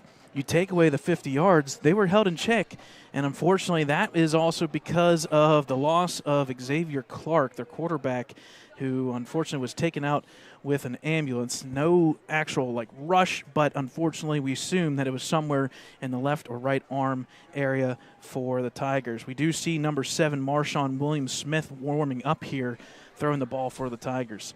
Passing yards, Tyler Smiley, 137 compared to just 24 for the Tigers. So the halftime totals in yards is actually pretty close, 129 to 120 in favor of the Tigers. The difference, though, turnovers. 2 turnovers by the Wolverines led to 12 points, and that is the difference why we're staring at an 18-6 game. Penalties, 0 for Elwood, 5 for 35 for the Tigers.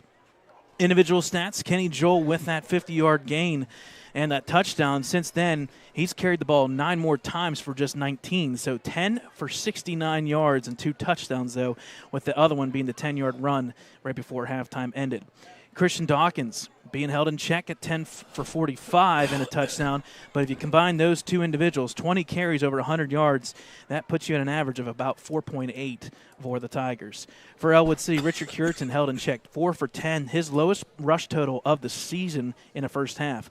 Julian Frisk, 1 for 1. Tyler Smiley, 5 carries indirectly, negative 28 yards because of those sacks. Elwood, again, 10 for negative 17. Tyler, 12 of 18, 1 touchdown, 1 interception, 137 with a long of 41. Dom Hogue, 5 receptions, now 83 catches, just 2 away from tying the all-time reception record here at Elwood City in their 118-year career of football, or history of football at Elwood.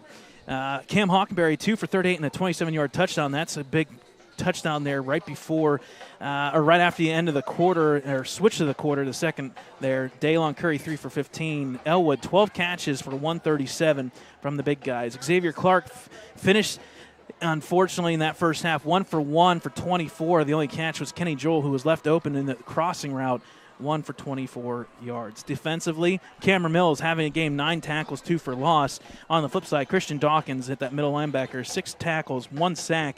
Beaver Falls, 4 sacks in that first half. If you're Elwood City, who will be kicking off to start the second half, turnovers or some big plays has to happen here in the second half. Thad? Brad just setting up here for the kickoff. There's a chill in the air. Yes. We get spoiled in here at Geneva in this nice press box, but 41 degrees. There's some cold outside, but here's the run up and the kick by Daylon Curry, and out of bounds it goes. So we'll wait to see what Coach Mooney of Beaver Falls will drive him back to kick again or take the ball. He is contemplating. They are discussing. And they're just going to say stay out on the field. So we're going to re-kick again, back up Elwood 5 yards. as you were going over things there, Brad, I was trying to get a read if Vinny Curie was on the sidelines or what he was doing, and I could not confirm if he was stretching or just what he was doing. Yeah, he did come back in. Jumbled up over there. He did come back in for a couple plays. That last drive right before halftime, he went out for a couple. So we'll see if Vinny comes back. And if you're Elwood City again, you just need to quickly get the ball back as soon as you can. Yes. 3 and out would be huge for their offense and for their defense for that matter. So we're going to try this again. Here's the run up. And the kick.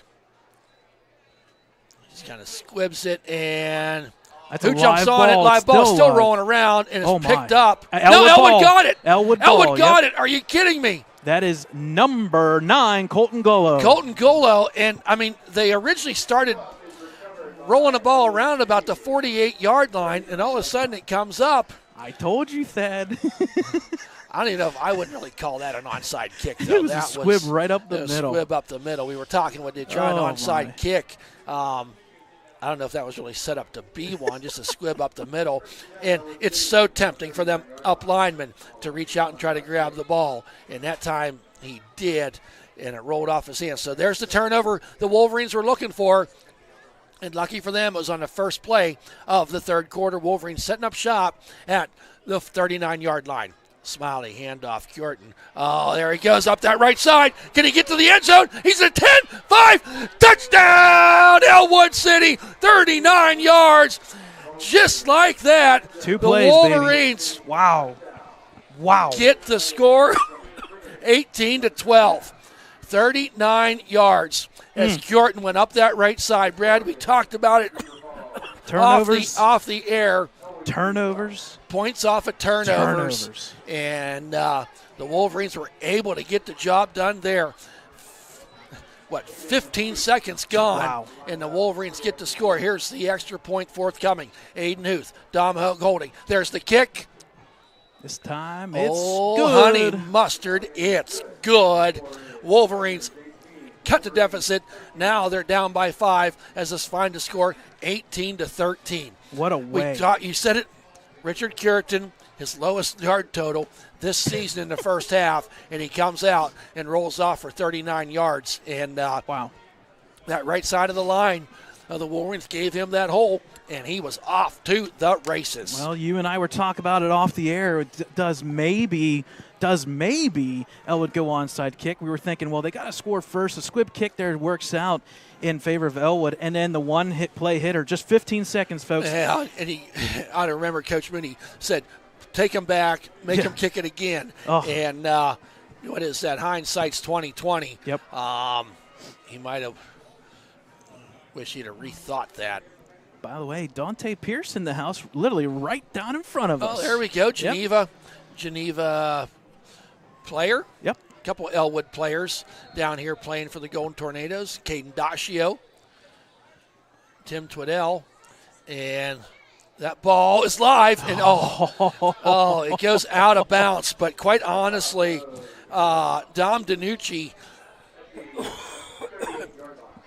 if he needed about another 5 yards to run it, and he could have jumped on that thing. And I think this time Coach we're Mooney is deciding going otherwise. to just be happy to Did that get make the the ball. 35 at all? If not, it'll be the 40-ish. Okay, so wherever it went out, it did not make the 35, so they'll take it right at that spot, the 42.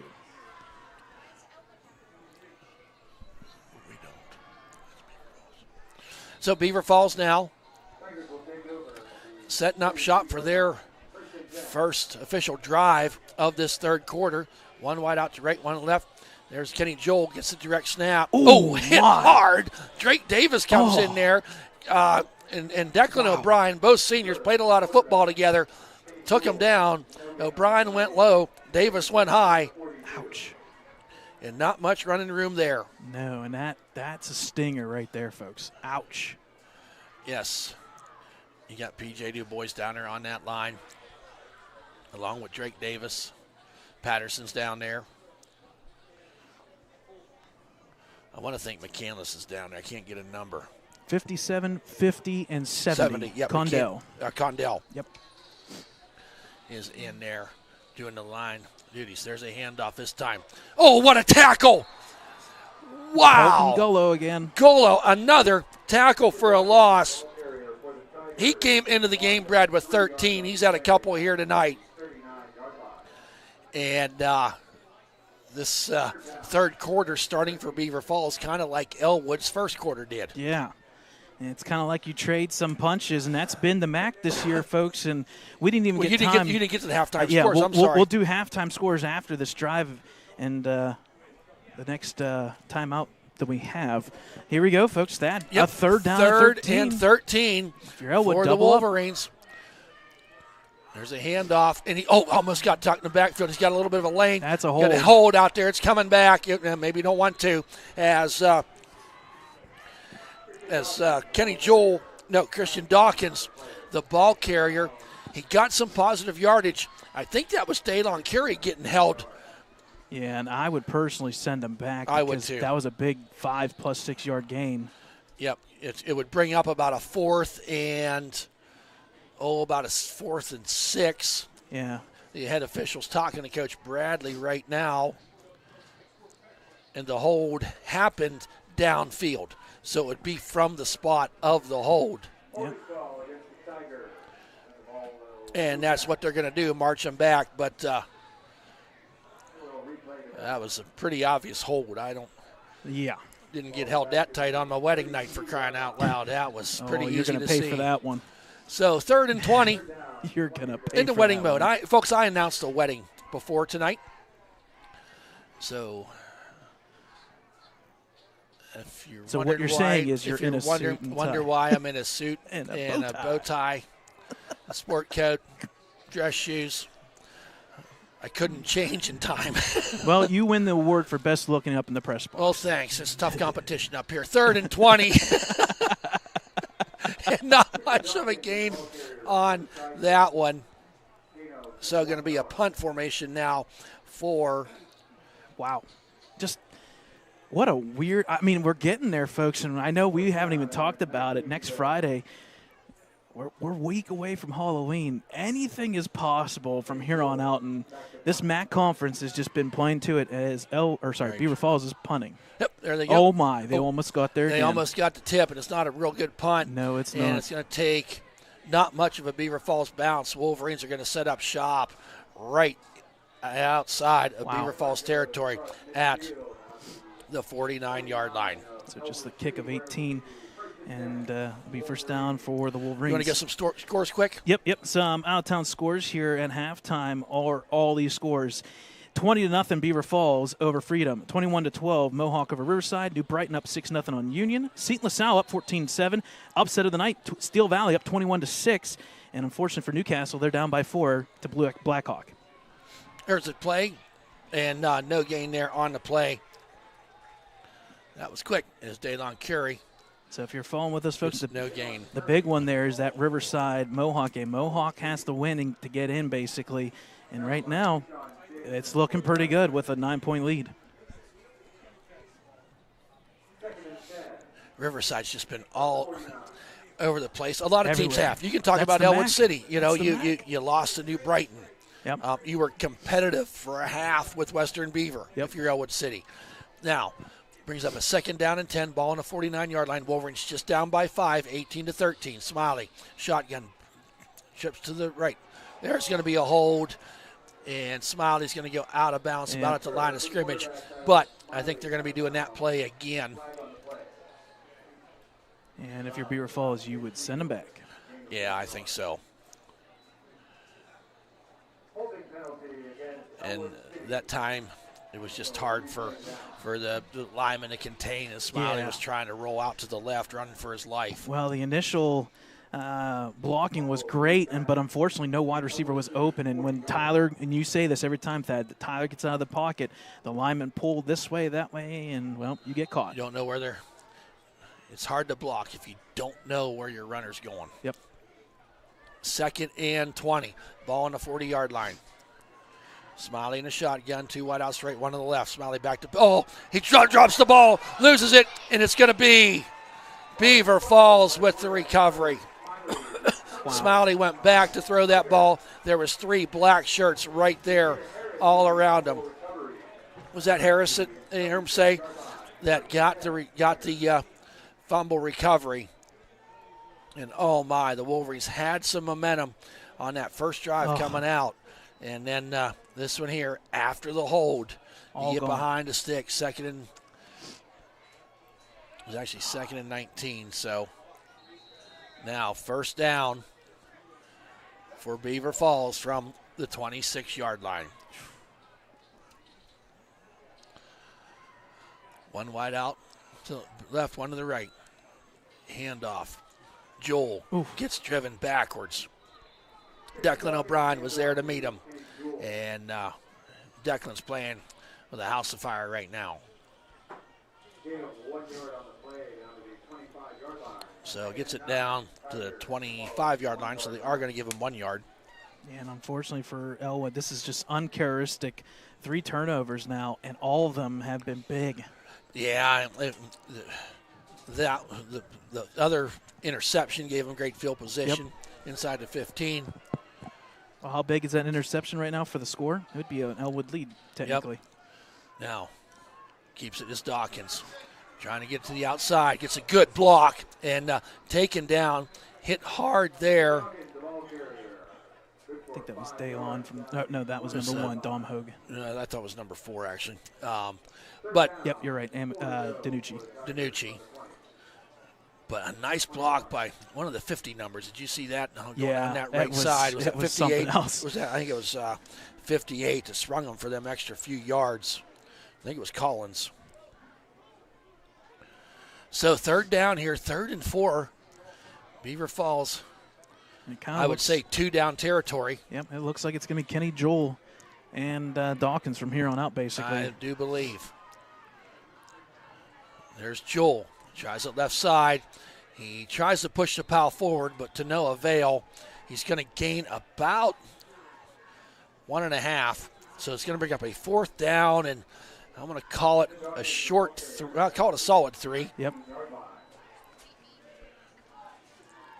And it's kind of funny how they're trading off. Sometimes it's Kenny Joel that comes over. I try to look. Dawkins.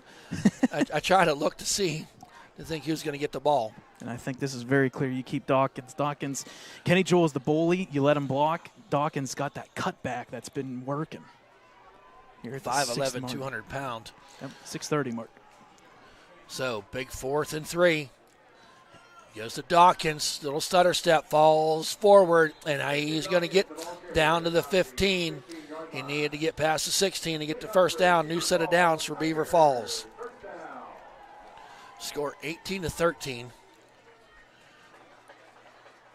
Wolverines just about the halfway point here of this 3rd quarter.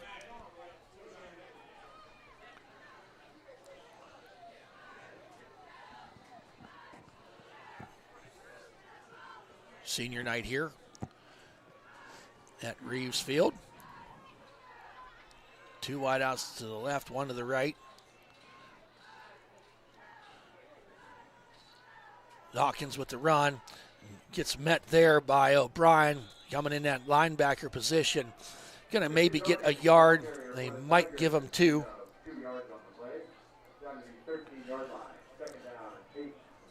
So, yes, they do give him 2. It's going to be 2nd down and 8. Don't forget, folks, keep apprised to all of our social media accounts, our Facebook page, Instagram page, the Twitter account under Brad Windhorst. Big blowout there at Riverside now. It's almost 28-12. Mohawk. All right. Mohawks finishing the season like we thought they would start. Yeah. Yeah. Injuries. Yeah, yes. Every team can have them. 2nd and 8. This time it's Joel. Oh, coming in there. Colton Golo, another tackle for a loss on the 2nd and 8. Going to lose about 4. Young man has a nose for the ball. They're going to mark it back to the 18, so a loss of 5. Yes. Wow. And now this is a big down here for the Wolverines. Yes, it is. 3rd. And we'll call it 13 from the 18, so they can get a first down.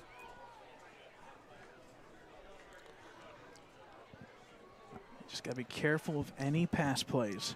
Although I think if you're smart, you just run the ball, let that clock keep going. Well, they sure haven't passed very much. No, they have not. One pass, 24 yards, and that was with Clark. Number 12 kind of in there at the tight end position. There you Back. go. Joel got a man wide open. Touchdown! How do you Wow. not see that coming? We just said Grant Jevkak That's with crazy. the 18-yard touchdown. Who threw that ball? Was that Joel? That was Joel. That was Joel. Yep. And he was wide open. Crazy. How do you? Makes the score 24-13. And that was Keyshawn Jamison. You went and said Elwood's roster. Oh, I'm sorry. I was going to say, I didn't know that name. So, the 18-yard touchdown pass from Joel to who? I'm sorry? Jamison, number Jamison. 11. And So- folks, we're up here. That was. Oh, you saw. You can't leave him open. He just came was right from that tight end position, Yeah. or slot kind of thing. And they're going for 2. And a flag. Oh, my gosh. That's 3 plays now on the extra. Oh, was it delay of game? Delay of game. Okay. Yeah. Jeez. Got celebrating a little too much after that touchdown. They don't tell them that they don't stop the clock for that. So knocking back 5 yards. But, Brad, that's 3 extra points, whether 2-point conversion or extra point, that they've got a penalty on. Well, that's the difference from last week against Riverside. It's easy to tell, folks. 21-18. What didn't Beaver Falls do? Right. 2-point conversions. And it cost them. So now on a 2-point conversion from the 7-yard line. Sends number 11, low snap. Jewel back to pass, lost it up there. Oh my goodness. Almost a fingertip catch. That was something by Kenny Joel. That would have been something.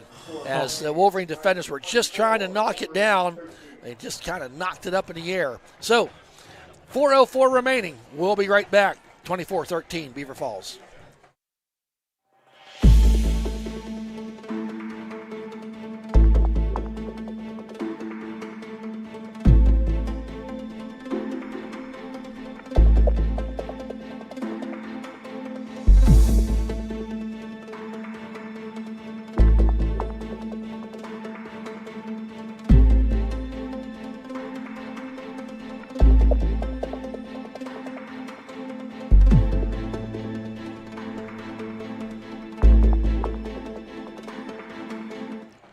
Welcome back, folks, as the Beaver Falls Tigers scored. How long was that drive, Brad? 7 plays, 26 yards. So here's the run-up and the kick by Beaver Falls. And over-end kick taken at the 23-yard line by Dom Hogue. He's going to get out to about the 40-yard line as Joel was in there to make the stop. So Wolverines offense coming back out. Came out, looked very impressive on that first drive. And then kind of went backwards. Another point off a turnover there. Yep. As the last time Smiley, as he was getting sacked, dropped the ball. Yeah, 18 of the points for the Tigers, Yep. all turnovers. And 2 of them were not real long fields. Nope. Here's Smiley, under center this time. Hand off to Curitan. Breaks it up the right side. Hit hard there by number 9, Dawkins. But a nice first down pickup for Curitan. Going to get about 7 yards. So the ball resting on the 47-yard line. Going to bring up a second down and 3. Wide out each way. Smiley under center, hand off to Curitan, drops his head, rolls his way forward. Oh, man. AFF always falling forward. Kenny Curitan, My Richard goodness. Curitan needed 3, got about 5 on that second down run. So it's going to be a first down for the Wolverines in Beaver Falls territory. And he just lowers the shoulder and the helmet and just knocks So I over just Dawkins. wondered if they're, because they were doing that under center. Yep. Now this time, pistol formation, hand off Curitan. Oh, left side, not much running room there. 77, throws him around like a rag doll. Good gravy. Jessamine. He takes up a lot of room on that line. Yeah, technically a loss of 1 there. So now a 2nd down and 11. It's crazy to think that Elwood has 15 carries, 25 yards, when Curitan has 60. Yeah. Yeah. Feels weird. It does on this 2nd and 11. Ball just inside Beaver Falls territory. Smiley under center this time. Oh, no. They're going to take a timeout. Yep. Something there Coach Bradley did not like.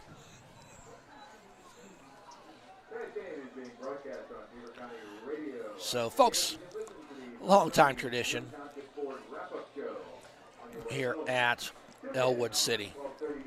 It's the Thursday night dinners put on by the football boosters.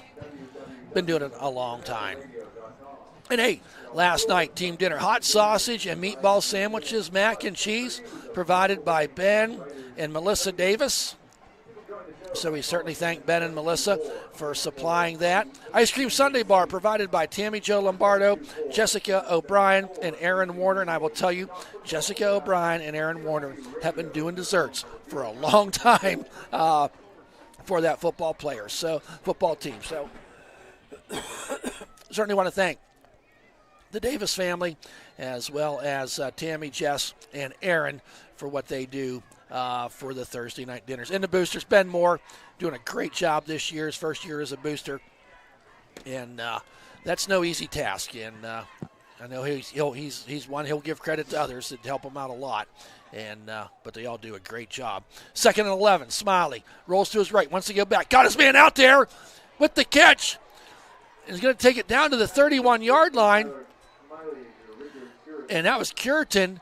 Don't see Curitan make many catches, but kind of a misdirection, if you will, Brad. Yep. And he just wheeled out of that running back position, and a nice pickup.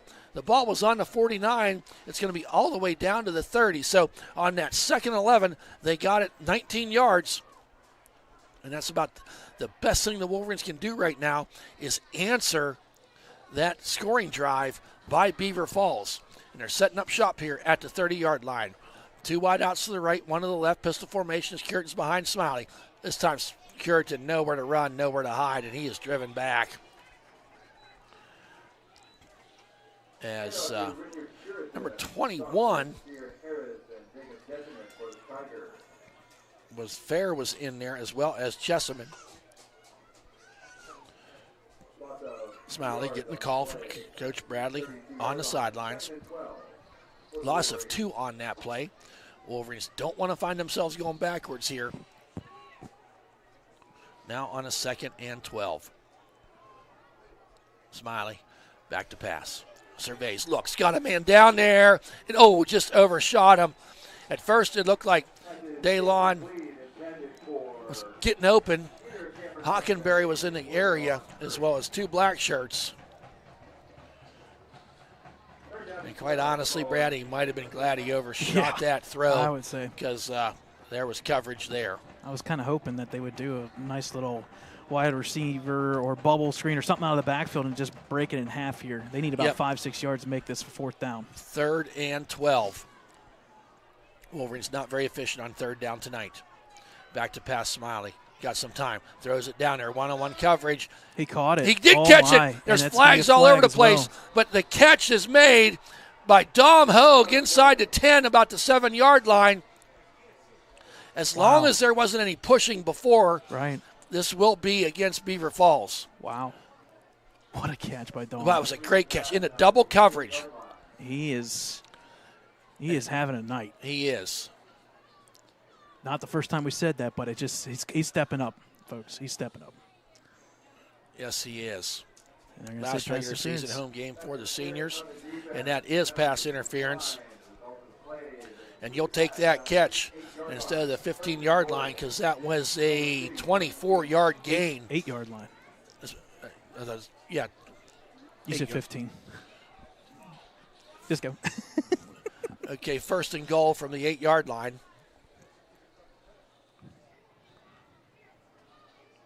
I said 15-yard penalty. Yeah, so that's what it was. Yep. So 1st and goal for the Wolverines. Ball on the 8-yard line. Handoff, Curitan. Drops his head, gets decked. Very little on that play. Positive yardage, but not very much.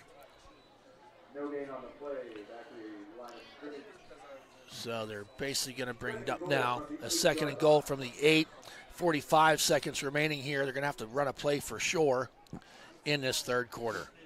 Get me a tight end, maybe Barbario out of the backfield or something. So there is Barbario in the backfield. Smiley, back to pass. He's wide open. There it is. Colton Golo. Touchdown, Elwood City. Colton gets the touchdown. 8-yard reception from Smiley. We've seen Colton in that tight end position. Yep. They get it to him once or twice a game, and that time there it was in for the score. It's 24-19. Extra point forthcoming. And here you don't chase points, but it looks like they may go for 2. I think you. I mean, it makes I think it you 3. go for 2 just because they're not getting conversions, and it's 30-20. It's tough. I'm okay with whatever they do. Yep. Smiley back to pass. One to go to Kulo. He's Got his man down there. There's Barbario. Gets the 2-point conversion. Barbario had Hockenberry behind him. But the senior Barbario, a flag on the play. Hold the phone, Mabel. I think this is against Beaver Falls. Nope, they're saying illegal shift. Illegal shift. So that'll bring him back 5 yards. We've seen more penalties on extra point, 2-point conversion attempts than we have on anything else in this game combined. No, I can actually go and say since we've been doing this. So now it's a no-brainer. You go for 2. I like that play. It was nice. 2 wide receivers open there. It was. You just got to be quick with this. I think what we're seeing, Brad, and I hope they can do this in the 4th quarter, them crossing routes. Yeah. They're getting some open spaces. I know Tyler's had a rough night, but he's kind of picked it up. Give credit to this offensive line. The play action has worked a couple times. But when it doesn't, it's disastrous. Smiley now back to pass. Throws it down there. Shortchanged it. Just a little bit too short. Hockenberry, intended receiver. So ball falls incomplete, but the Wolverines do score. We're going to stay right here, folks. It's 24-19. Wolverines, once again, with that 5-point deficit. 25 seconds remaining here in this 3rd quarter. So you think about it, Brad, the Wolverines come out here in the 3rd quarter, score 12 points. And without the clock really moving, it was a 15-second scoring drive. But the kickoff with the reset, then the fumble kick return, you get the ball. I mean, that's what Elwood needed. They needed a quick turn. It changed the momentum. Yes, Beaver Falls, though, kind of got back with that fumble recovery. Right. This is the MAC, folks. The Beaver Falls has been opportunistic. Yes. Give credit to Elwood's defense. You've been just I don't jamming. know. It's the suit. You got to wear it next week. It's the bow tie. I think it's the bow tie. I feel like So wear your jacket and hoodie. Just have the bow tie next week. Okay. I think it gives me that. Do I dare say swagger? Well, I was going to go more nerdy look because I feel it. Here's run up and the kick. The bounce again. Honestly, though, that may not be the worst thing in the world. You're afraid of big plays. Yeah. I'm just afraid of big plays. I'd rather that stay in the line drive, kick it, and let them fall on it. But you have no chance for a fumble if it's kicked out of bounds. Well, here's the thing, though. Coach Mooney showed. Well, I was just going to say he showed his hand. He's going to make him kick again, and now it looks like they're not. Okay. So now, if you're Elwood, you're kind of okay with that because you get to give it up at the 35. Right. So Beaver Falls, as we remember out there, I wish I wrote the time down when Xavier Clark went out in that 1st quarter. He completed the pass and took a hit and walked off the field, but it was definitely upper body issue. So here comes Beaver Falls. 25 seconds to go here in this 3rd quarter, leading by 5 points, 24-19. Dawkins gets hit hard and driven back. O'Brien was there. And going to be a loss on the play once again. And, boy, you think of this 3rd quarter, Brad, how many plays for a loss have Beaver Falls had? Yeah, it's been a lot now, and that's why we're going to head to the 4th quarter, a loss of 4 there, and that's a big 2nd down coming up here. So, folks, half at the end of 3 here. Beaver Falls 24, Elwood 19. We'll take a break and come back here on Elwood City Sports.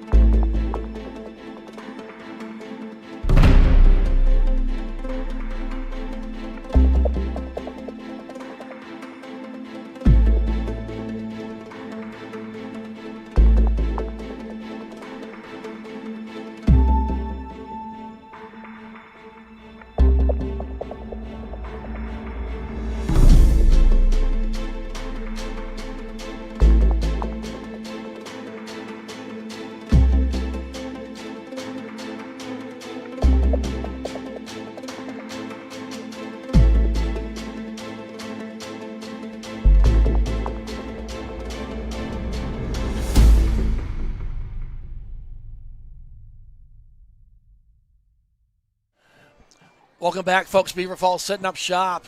Their start the fourth quarter, 2nd and 14 from the 31-yard line. Oh, fumbled the ball, and who got on it? Elwood. I think it's Elwood. Yep, and who is that? Right underneath Drake Davis. Yep, I'm trying to wait for him to stand up. Recovered by Elwood City at the 30-yard line. Declan O'Brien. O'Brien, the wild man, gets on that ball. And it was really the exchange between Dawkins Julkins. and I'm not sure who was. I just Joel was carrying it. Yep. So the Wolverines, timely, can they be aggressive and get some points off of the turnover? Going to set up shop at the 29-yard line. Beaver Falls with their first turnover of the night. Wolverines, what, with 3-4 now? Yeah. So here come the Wolverines. 3 wideouts, or trips to the right. Smiley under center. Handoff to Curitan. Makes it to the first wave. Bounces off the second man. Rolling his way forward. Gets down to just about the 21-yard line. A nice pickup of 9 on that first down run. You get tired of me saying it, Brad.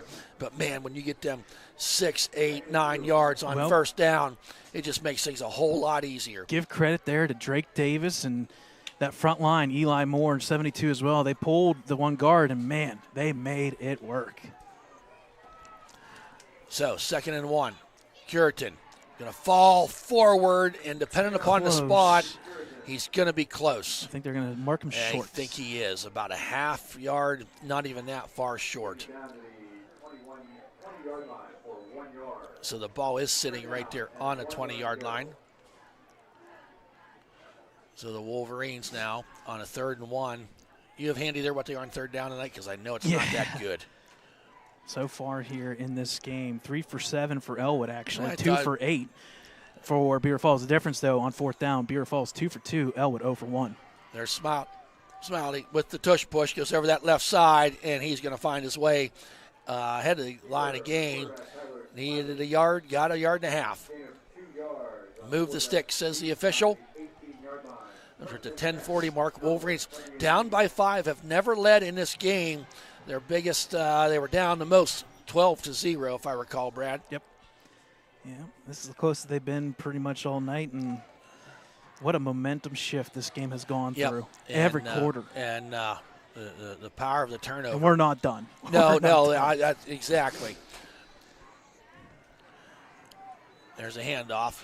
DeLon Curie trying the right side, got some blocks, edge, going to be ridden out of bounds, but a nice 5-6 yard gain there as 21. Beaver Falls is over there. Tyon Fair. And I think that officially gives Dom now the record, because I think the last one was, well, no, it'd be tied. That was DeLon. Oh, that was DeLon? Yeah. I thought it was Dom. I'm pretty sure it was DeLon. So now a 2nd down and 4. Two wideouts left, one to the right. 10 seconds on the play clock. Smiley back to pass. Surveys, has a little bit of time. Throws it out there. Oh, and it's dropped. Dom Hogue, a rare drop by Dom. I don't know if he'd have got enough for the first down, but it made a really nice, manageable third down. So, 3rd and 4. Wolverines want to score on this drive.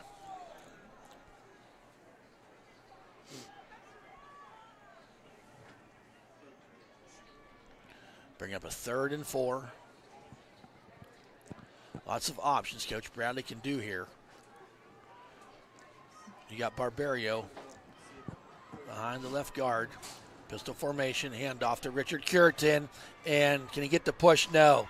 Black shirts push him back. He's going to only get about a yard on that play. Big time play here, Brad.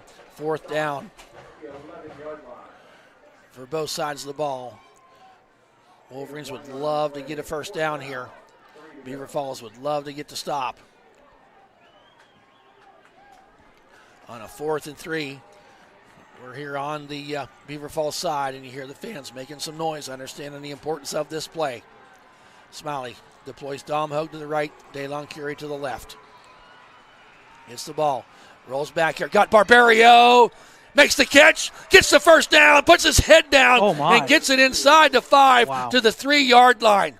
And that may be the catch of the year with that. The timing of that catch, you got at 4th and 3, so low. Just out of 10 minutes, and yeah, that was a low throw. Barbario was able to get down and get it, but even with the low throw, he was able to keep his balance, fall his way forward, and get up a 1st and goal from the 3-yard line. Wow. Wolverines now in the shadows of the goalpost on a dark night. Curitan up the right side, pushes his way. Touchdown! Elwood City. Richard Curitan runs it 3 yards off a right side and into the end zone at the 9:14 mark. For the first time tonight, the Wolverines find themselves in the lead, 25-14.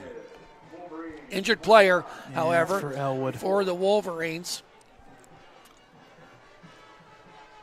So we do unfortunately have an injury on the field for Elwood, Yeah, but Brad, it looks like a cramp, and it's Richard Curitan. Yeah, it is a cramp when you He's see got that leg cramp. go. Yeah, you almost, when they're laying there and they work on the knee, you get nervous. Yes. This one's a little bit easier to tell what's going on. Yes, it is. So leg goes up Wolverines go up 25-24. And points off of turnovers once again. Let's see, we got 4. We have 3 for Beaver Falls and now 2 for Elwood. So points off of five scoring plays off of turnovers tonight. That's insane. Yes, it is. And Curitan's back up. Little Hitchens giddy up there, but he's going to walk it off. So here come the Wolverines. Out-of-town score update. Mohawk still cruising past Riverside 35-12. Wow. That's wild. And that game was 12-6 at one point. It was. Wolverines appear to be going for 2. Late addition comes on for Beaver Falls.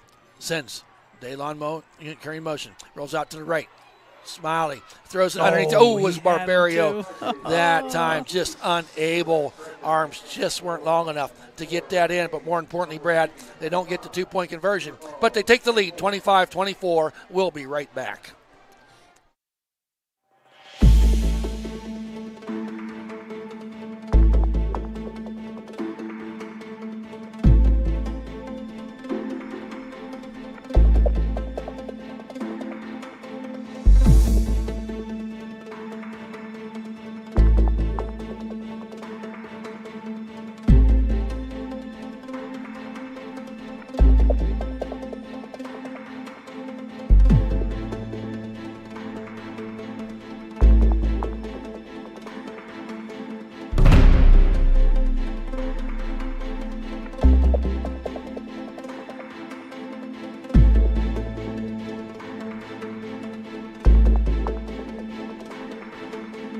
Wolverines score 8 plays, 29 yards, capped off by Richard Curitan's 3-yard TD run. Brad, you just said a pretty neat stat to me. First half, Beaver Falls 129 yards. In the third quarter, they had 18. Wolverines had 120 in the first half. Third quarter, they had 120. That's how you keep in a game, folks, and end up taking the lead. Curtin this time puts it in the hands of number 15 at the 15-yard line. He goes up the middle, and a big-time tackle there. That's why you don't kick.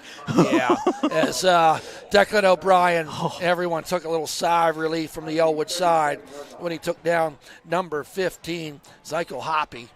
He was one block away, one tackle broken away from bringing that one back. Yep, so now Beaver Falls, as we said, not much offense here in this second half. And as you remember, their quarterback, Xavier Clark, it just took away another running back threat. He did not throw a lot, but he was their leading rusher. Leading carrier. And if you put two running backs that can go left or right, you got to watch both sides. Now you can kind of key in one direction. Yes, you do. So there's a handoff to the Wildcat. Number 9 tries to bounce to the outside, looking for a lane, and he just never got a flag. Came in from the back, from way down the field. And that's not good because Dawkins had a leap. Folks, we talked about it. He had a hamstring injury last week, and he is down, and it's the same leg that he was limping on. Oh, that's not good. Yeah, and he's kind of reaching for that. You can see some frustration there. Oh, man, that's not good. But let's wait to see what the penalty is. Well, it could be a hold, but I also could think, can you legally go low? Well, yeah, sorry, that's NFL. That's NFL. NFL, you're not allowed to do what Daylon did. You can't go low like that. They'll call a penalty, but they're going to call the hold against Beaver Falls. So I think they're now determined on where to. Yeah. The hold was downfield. Yeah. At the 40-yard line, so they're going to mark 10 yards off from there. Replay first down, and Dawkins, he wasn't down long enough. No, but he definitely felt whatever happened last week to have to sit out a play. He's going back in. Yeah, that's tough. And we got a rolling clock here, under 9 minutes. Yep, Wolverines up by 1, 25-24, and an offensive is struggling. You don't want to sit there and look at a 1st and 19. Trying to go up the middle, bounces the outside, and the Wolverines contained him. Yep. I like what the Wolverines are doing defensively. P.J. Du Bois was in there. They're forcing Kenny Joel or Dawkins to not get to the edge. Yep. And by doing so, and they're doing that kind of via the linebackers, the outside linebackers. Yes. And they filled the box. And that's why they gave up that touchdown pass. I know I don't want to harp on it so hard. I did. I apologize, but you got 3 DBs. It's one-on-one coverage. You get blown like that, you're going to hurt. Thad, what they're doing here, you can see it on the screen right now. There's 8 in the box. There's only 3 DBs out there for the pass. Now, unfortunately, Tyler does slide out. Yes, he does. Just got it off before the play clock. Going to throw it deep down there. Got a man lollipopped up there. And it's intercepted. Yes, it is. Going to be intercepted. Is that Dom DiNucci? They're fighting for it. Oh, no. Dom DiNucci has the ball. Oh. They're going to give the ball to Beaver Falls. I mean, it's right here in front of us. And they're going to give, I don't even know who made the catch. That Dom is DiNucci wrong. got to the high point of the ball and grabbed it. I thought that was a sure sign interception. Was clearly intercepted. That's 2 big plays now, Brad. And we don't like to be hard on the officials, but that's the wrong call. How that happens. So 1st and 10, how much they pick up? I thought it was an interception. I quit looking. I don't even know now. The ball is in Elwood territory at the 44-yard line. There's a handoff this time. Dawkins, or Kenny Joel, I'm sorry. Going to pick up about 1. Going to be at the 43-yard line, 2nd and 9. Dom played that perfect. DiNucci did. Oh, yeah. Played that perfect. It was double coverage. My fear was when the two Elwood guys would get interfered with each other and not be able to catch it. Good gravy. 2nd and 9. That's a second replay you're going to have to go and watch. That's crazy. So Dawkins gets the ball, hands off. That worked again. They had that outside leg covered up, and then you let your stud Cam Mills get in there, and get the stop on Kenny Joel for really, once again, no gain on the play. Yeah, so far Cameron Mills having a night. 12 tackles, Declan 10 for Elwood. And you'll have the tackle for losses. If you don't have them right now, insane. you will have them. So now 3rd and 9 for Beaver Falls.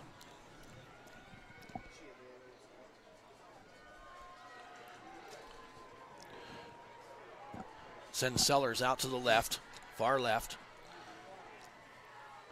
Here's Joel, back to pass. He's under duress. He goes down. Big number 70 for the Wolverines was in there. Nick Condell. And that's a huge loss on the play by Joel as he kind of was under heavy duress, and he went down all the way back at the 47-yard line. Loss of 10 yards, and more importantly, it's going to force Beaver Falls to punt it away, and that clock just rolls. You know, and remember, Brad, they've nipped one punt so far. Yes, they did. And been close on a couple others. I would send them because either way, it's not an automatic first down. Yep. Nope, they're going to sit back this time. High end over. Great hang time, not very far, and a nice catch to haul it in there was number 1, Dom Hogue. That ball is going to be at the 33-yard line. So 20-yard punt. Yep. Wolverines set up shop with the lead. Boy, this all of a sudden you look up there, Brad, and it's 5:08 remaining. Wolverines now, quite simply, protect the ball. Protect the ball. Yep. Protect the ball. Beaver Falls has 3 timeouts remaining. Elwood City with 2. Remember, folks, winner here tonight can feel pretty sexy about having home field advantage next week. Ooh, another big word, Well, but just I 4 mean, letters. But you know, I got the suit on. I got the bow tie. Don't humble yourself. You know, it just comes out. It exudes out of me. There's Curtin got hit in the backfield hard that time by number 51. No gain on that play. Maybe lost a little bit as Lucas McDowell. So he lost 2 on the play. Now 2nd and 12. And that's not what you want on first No, down. because the Wolverines right here at the 4:45 mark, a couple first downs. And you just I'll take 1 to start with. And Yeah, right. It just flips the field at least, and your defense has been great, but you just, like you said, that at the same time, protect the ball. So now Smiley, 2 wide outs to the left, 1 to the right. Curtin is his sidecar. Back to pass, Smiley. Waits, throws, and he gets hit as he's thrown. The ball's going to be incomplete. Hard hit that time. McDowell in there again. And that was big because if that had any air underneath it, that's picked. Yeah.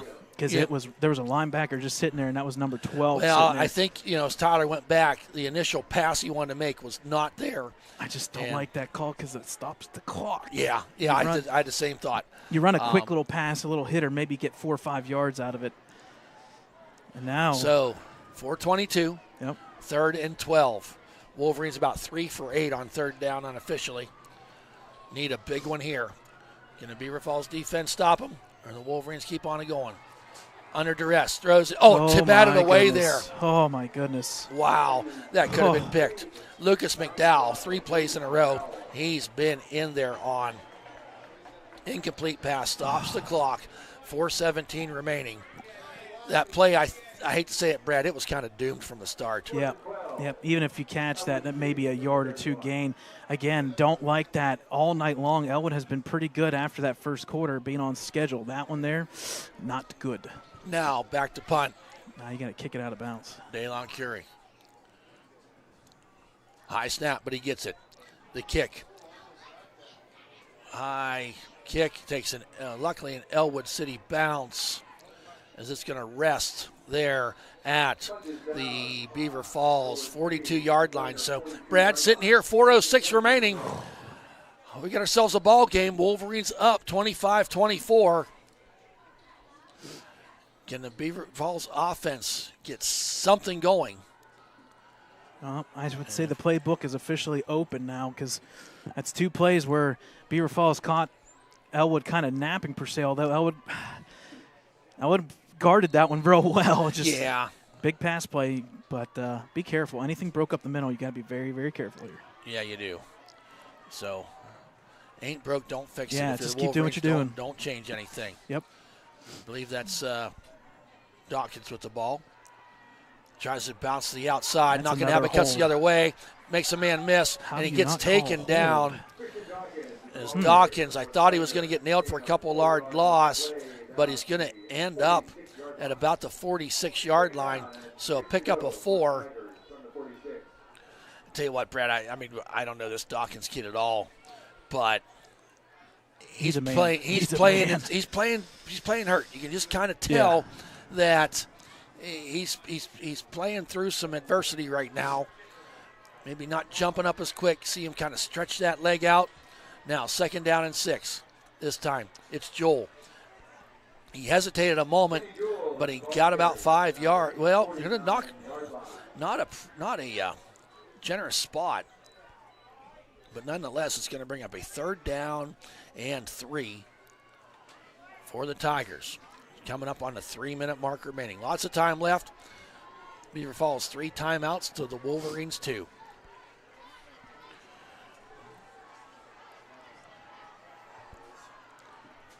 Now it's Joel. Goes up the middle. He's going to get the 1st down. Taken down there. P.J. Du Bois had him by the ankles, and O'Brien was there to finish him off. But they do move the chains. And Brad, is that maybe their second 1st down of this half? I believe so. I think it is. They got one on the far catch. It was intercepted. Yeah. Wow. So the old Wolverine defense, bend but don't break. Not sure we have much of a kicking game if Beaver Falls. High snap this time. Trying that left side, going to get ridden out, taken down behind the line of scrimmage as Tyler Smiley was there. Not sure who made the initial hit to make him kick out, but Smiley was there, and that's the loss on the play they were looking for. It's going to bring up a 2nd and probably, I'm going to say 14, as the ball's marked at the 47. Beaver Falls is going to take a timeout. 2 minutes and 7 seconds remaining. That play there was pretty huge. Because you got it behind the sticks now to be a 2nd and 14. You still have to worry about that broken play if you're Wolverines defense. They scored on 2 of them tonight, if you recall. The 49-yard touchdown run, the first play from scrimmage offensively for Beaver Falls, and then the 28-yard touchdown. Yeah, we're just looking at this press box, and he's right. He's nailing it. It's a nail biter here. Yeah, it's a nail biter. Because, folks, we did talk about both these teams know they're in the playoffs. It's not guaranteed clinching, but there's all these scenarios. Both these teams will be in playoffs next Friday. It's about whether or not you get the host at home, and you don't have to worry, Thad, about that 2-hour drive or a bus that's 30 minutes late and have to start a game late. Well, and then if you're not even with that, I like how you threw that in there. But even so, the seedings. Yeah, you get a better seed. You don't even playing it close. You can sit there because what's going on in them back rooms tomorrow as they're trying to the powers that be at WPIAL. We're trying to figure it out. 2nd and 15, they're going to call it. 3 wide outs to the left. Got to watch. Joel goes back to pass. Throws it down there. Over his head. Incomplete. That was number 6, Kenny Joel. Yeah, Joel. And intended receiver was Isaiah Sellers, and he was kind of open. Elwood playing that kind of like protect zone coverage, and they're going to let that happen because I think, honestly, Dawkins may be the better thrower, but at the same time, Dawkins is a weapon that you can pull out out of the backfield. And actually, he was lined up as one of the wide receivers that play. So now 3rd down and 14. How big was that Tyler Smiley play? Yes, it was huge. It was huge. And Wolverines defense, a lot of communication right now. Waiting to see what happens. Back to pass. Pulls it down, throws it out there. Finds his man, and he's going to be short of the 1st down as Tyler Amicone was there to hit number 1, Levi Wynn. It's going to bring up a 4th down in about 3, minute 45. Not sure. Oh, there's clock's rolling. Yeah. Minute 40 now. As Dawkins gets the play from Coach Mooney. Big play here. Minute 25. 4th and 3. Elwood fans on their feet. Handoff up the middle he goes. He's going to get the first down and maybe a little bit more. Tries to get to that outside. Kenny Joel, and he's going to be ridden and going to stay in bounds at about the 25-yard line. A nice 15-yard pickup on 4th and 3. There was a lane there for him that time. And Joel is a little slow to get up. And they will start the clock, mind you. Beaver Falls, 2 timeouts left, 1:06 remaining. Beaver Falls don't seem to really be in any type of hurry up as we're under a minute of play. 1st and 10, ball on the 25. 2 wide outs to the right, 1 to the left. Handoff to Kenny Joel, and he's going to be hit and taken down at the 21-yard line, and quickly Beaver Falls calls their second timeout. So he picked up 4 on the play, going to bring up a 2nd down and 6 with this timeout. What, Brad, this is what you said, the 98th meeting of these two teams. Yep. A lot of history between Beaver Falls and Elwood City. And I'll tell you what, Brad, the way this one's shaping up, and quite frankly, probably for like the last 10 years, we haven't had a close game at this place. No. And Beaver Falls would rather kill us or we'd kill Beaver No, Falls. our closest game here was 42-28, and that was with a last-second score by Elwood, so it was a blowout. Right. And, 2/3 of the matchups have been won by Beaver Falls, going, 67, 25, and 5. And this has kind of been reminiscent of the 80s and 90s, where both teams actually were coming into play pretty good. Right. And it's going to come down to basically who may have the ball last. You know, and I referred to this in the brief pregame that we had. Beaver Falls started a 4-game losing streak. Yeah. And here they are fighting for home field advantage in the playoffs. 2nd and 6. 2 wide outs to the left. Not many out there to cover him. Back to pass. Going to run it forward. He's going to get gobbled up and ridden down at the 20-yard line.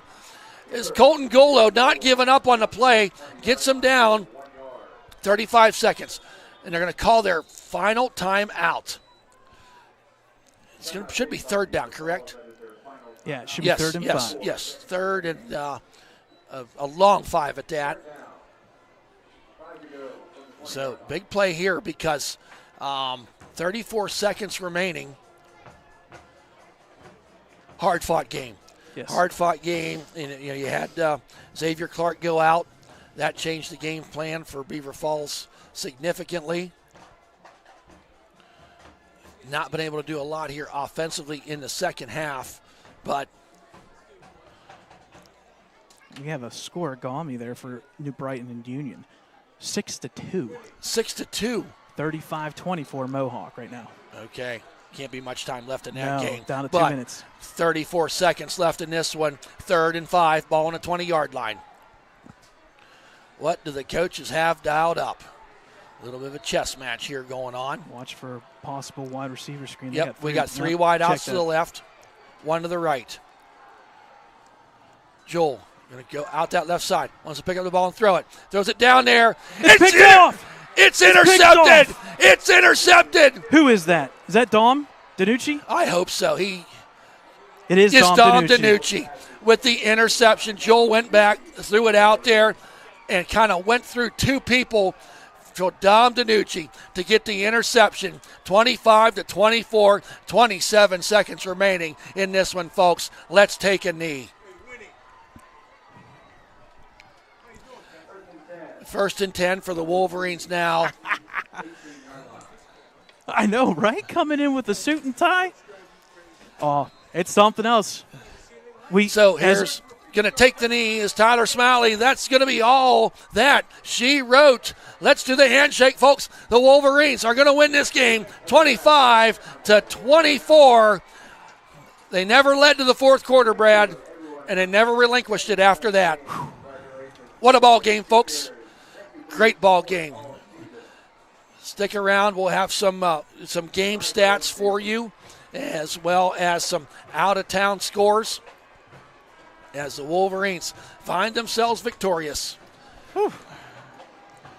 Wow. Great game. As the press box went and said my name and talked to me a little bit, In Dan Bradley, we trust. Yes. Coach Bradley, For sure. I tell you what, halftime adjustments, we got to talk about before we take a break here and do some wrap-up here. First half, 18-6. Thad, 19-6. On the flip side, 1 point was the difference. And you could easily say the MVP of the game could be Aiden Huth with a PAT to win it. Folks, we'll take a timeout. We'll come back here and we'll wrap things up here from Reeves Field. Final score, Elwood 25, Beaver Falls 24. Stay with us, folks, on Elwood City Sports.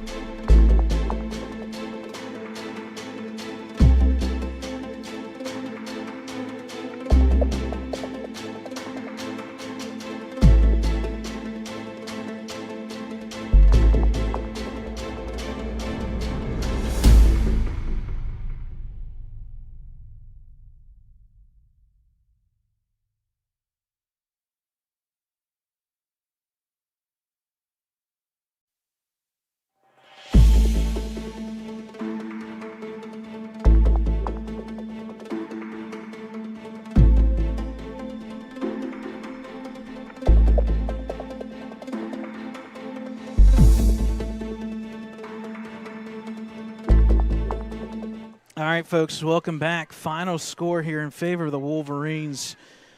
A crazy finish to the night, folks, as head coach there, Dan Bradley, is being kind of talked to and interviewed here by Beaver County Times as well as the Beaver County Radio. As we wrap things up here, it's still officially Week 9. We'll see what happens next year from PIAA and Whitfield. We'll leave that one to the experts to let that one battle out. So let's do some final stats here from our game here up on your screen. The final score 25-24 in favor of the Wolverines. They will improve to 6-4, 5-2 in section play. They will officially clinch second place in the MAC, where the Tigers fall to 4-6, 4-3. They do know at some point that they should get the wild card. That is going to be determined tomorrow mid-afternoon. And it looks like the Wolverines may have a home game, all depending on the seeding. But the lowest that we saw Elwood in the seeds going forward, whoever was going to finish MAC second place, they're saying the 7th seed. So we don't want to do a prediction because then after these game stats, upsets across the board here. On your screen, rushing yards, Beaver Falls finishes with 125 in the game.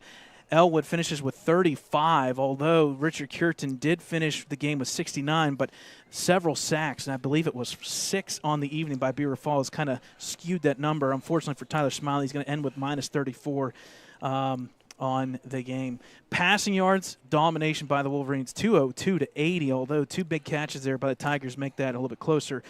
And talk about the yardage flip. It was 129-120 at half. Elwood outgains Beaver Falls 237-205.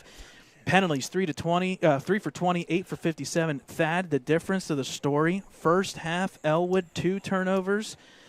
They flipped the script. Elwood finishes with 3 turnovers. Beaver Falls finishes with 3 turnovers. 6 turnovers in the game. 5 go for touchdowns or points up on the board. 3 for Beaver Falls, 2 for Elwood. The difference tonight could be potentially an MVP kick to save home playoffs here for the Wolverines. That was by number 19, Aiden Huth, with the PAT. That's the difference there on your screen. Some individual stats. Rushing-wise, Kenny Joel, he finishes with 22 carries, just missed 100. 93 total yards, 2 touchdowns, that long of 50 to kick off the scoring, 1 play from scrimmage. Christian Dawkins, 20 carries for 41 yards. That number went way down. He was averaging 4.8. He finishes with an average of 2 yards per carry, and it was all because of the negative yards and sacks. Got to give credit to the defense. And the one name that we kind of been quiet about in the past couple of weeks, that was Declan O'Brien. He had a bunch of tackles for loss tonight. Colton Gullo made some big tackles for loss. Tyler Smiley had one of that last drive. And then obviously the Rock, the middle linebacker, the one that holds this defense together, Cameron Mills. He finishes tonight with 13 tackles. My goodness, that should put him, I think, at officially 70 on the year, because I came in tonight with 57. Yeah. Declan O'Brien, 12 tackles. Colton Gullo, 10 tackles. Between the 3 individuals, they had over half of Elwood's tackles, 6 tackles for loss, 2 fumble recoveries, and a blocked punt, all by those 3 individuals, and big nights across the board. Passing-wise, Tyler Smiley, efficient in the second half, struggled in the first, a little. It was pressure, and he came out on the good end of things. He officially will tie the season record of passing touchdowns set by his brother. He finishes tonight with 2 touchdowns. That will give him now 17 on the year and tie that record. He did throw an interception, 18 for 28, 202 in this game. And unfortunately for Dom Hogue, just missed that 100-yard mark clip. He does finish with 6 receptions. He came in tonight with 78. That puts him just 1 behind Tom Mondell back in 85, 86 range or something like that.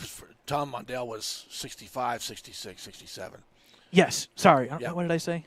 85. 85, 86. His nephew back in the was in 60s. there. Yeah, So- yeah.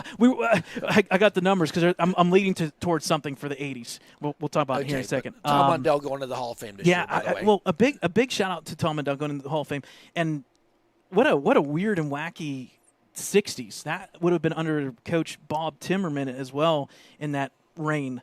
back in the 60s, and to have 85 catches back in the 60s is something special. But so there's that. Also, Cam Hockenberry had one big catch, but one catch is enough. That 27-yard reception for a touchdown, 2 catches, 38 yards.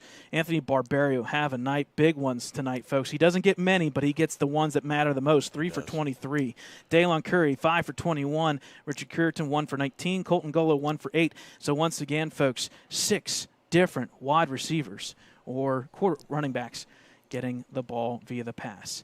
Passing-wise for the Tigers, they had 3 different passers tonight. Kenny Joel, 2 for 4 and a 29-yard pass and a touchdown and an interception. Christian Dawkins, 1 for 1 for 27. And Xavier Clark, unfortunately, in that first half there, he gets injured. 1 for 1 and 24. And we don't know the exact updates, but it's not very good, unfortunately, for Beaver Falls at that quarterback position. They're probably going to have to lean on somebody else going into playoffs next Friday. It's unfortunate there. We do wish everything well for Xavier Clark, but that's a tough one there for the Tigers. Receiving-wise, Kazir Edwards, 1 for 27. Kenny Joel, 1 for 24. Keyshawn Jamison, 1 for 18. And Levi Wynn, 1 for 11 on the receiving end. Once again, defensively, Cameron Mills, 13 tackles. Declan O'Brien, 12. Colton Golo, 10. P.J. Dubois, a quiet middle rush there. A lot of the things kind of went to his left and his right, and he had to go and slip and get the tackles. He had finished with 7. Keyshawn Jamison, 9 tackles. Christian Dawkins, 8. Kenny Joel with 5. As we look for a final score, out-of-town score updates, folks. Here we go. Batten down the hatches. We do not have, unfortunately, a full final update for the Western Beaver game, but they were ahead 20-0 at halftime against Freedom. Unless they get upsetted, Western Beaver will finish the season 9-1. Perfect season in section play, other than the one blemish there to where am I going with this? The upset. Mohawk. Oh, yes. That's where I'm leading. Oh, man, I'm doing a couple of those now. So Western Beaver will win the section, obviously, and improve to 9-1, and most likely will get that 3 seed in the playoffs. Mohawk, final, over Riverside, 35-24. So folks who are from Bessemer, Pennsylvania, you know now officially in some way or some fashion, Mohawk will be considered and will be a wild card. It's just whether or not they're going to be the this place or that place. They beat Riverside 35-24, and now if you're a Riverside fan, you got to hope that things fall in your favor. Yes, you'll get the wild card as well, as it looks like it'll be 5 teams that go for the MAC conference, but tough ones there. Dotson's going to have a fun one here, folks, for a scoregram or whatever you want to call it, scoregami. New Brighton defeats Union 6-2. 6-2. Football game, not a baseball game. Yeah, so New Brighton, and we do have a World Series game tonight, so there's that. New Brighton improves to 6-4. They improved to 3-4 in section play. Unfortunately, because of Mohawk winning, New Brighton would have to be a 6 seed from the MAC, and that is not happening, unfortunately, folks. Unless something with Waynesburg Central or another team out there like Olsh loses and finds a way to get demolished. Unfortunately, New Brighton, it looks like you may be at home next Friday. All right, some out-of-town scores here across into other sections. We did not, unfortunately, have a complete update yet for Newcastle. Unfortunately, they were down at halftime to Blackhawk by 4. Saturday, a big one there for Shenango. They have to travel to Summit Academy. If they win, they'll be the wild card. Final from Laurel. The Laurel Spartans get it done the hard way, 14-7. They will improve to 9-1. And that hurts Neshannock a little bit. They'll fall to the 3 seed from their section itself. Laurel, the outright winners of their section. Another upset here, folks. And actually, we'll leave that one alone. We're going to go to Seton LaSalle. Seton LaSalle defeats Washington, or at least late in the fourth quarter, 27-14. It looks like Seton LaSalle will be the number 2 seed. Washington will fall to number 4. However, this could be all for naught. The number 1 seed in 2A goes down. Undefeated South Allegheny Gladiators fall to Steel Valley, and it wasn't close. 33-12. Steel Valley will improve to 6-3, and folks, that means they win the section because they won by more than 7 points. They will be the outright champions by Gardner points, although it's going to be most likely a 3-way tie for that section, albeit Steel Valley technically wins it. We'll see what the committee does tomorrow. In the end, though, folks, it looks like Ellwood will be the number 7 seed, possibly the 6th seed, depending on how they let things play out. well, Thad, Great. that's it. Well, thank you for that recap, Brad. And certainly want to thank all the people down here at Geneva College, Reeves Field, for their hospitality tonight. Always great to work with the athletic director here at Beaver Falls. What's his name, Brad? I just lost it. James Carbone. James Carbone, one of the best in the business, and always makes us feel welcome, and we do appreciate that. Big win tonight, 25-24, last regular season game for the seniors. But for both teams here tonight, they're going to have one more, and now it's one and done from here on out. So, on behalf of Dave Skinny Windhorse running camera tonight, excuse me, Mr. Brad Windhorse, the man with the plan, the man that knows all. He's a national treasure. And myself, Thad Sturgeon, we hope you've enjoyed the broadcast as much as we've enjoyed presenting it to you. Good night, everybody.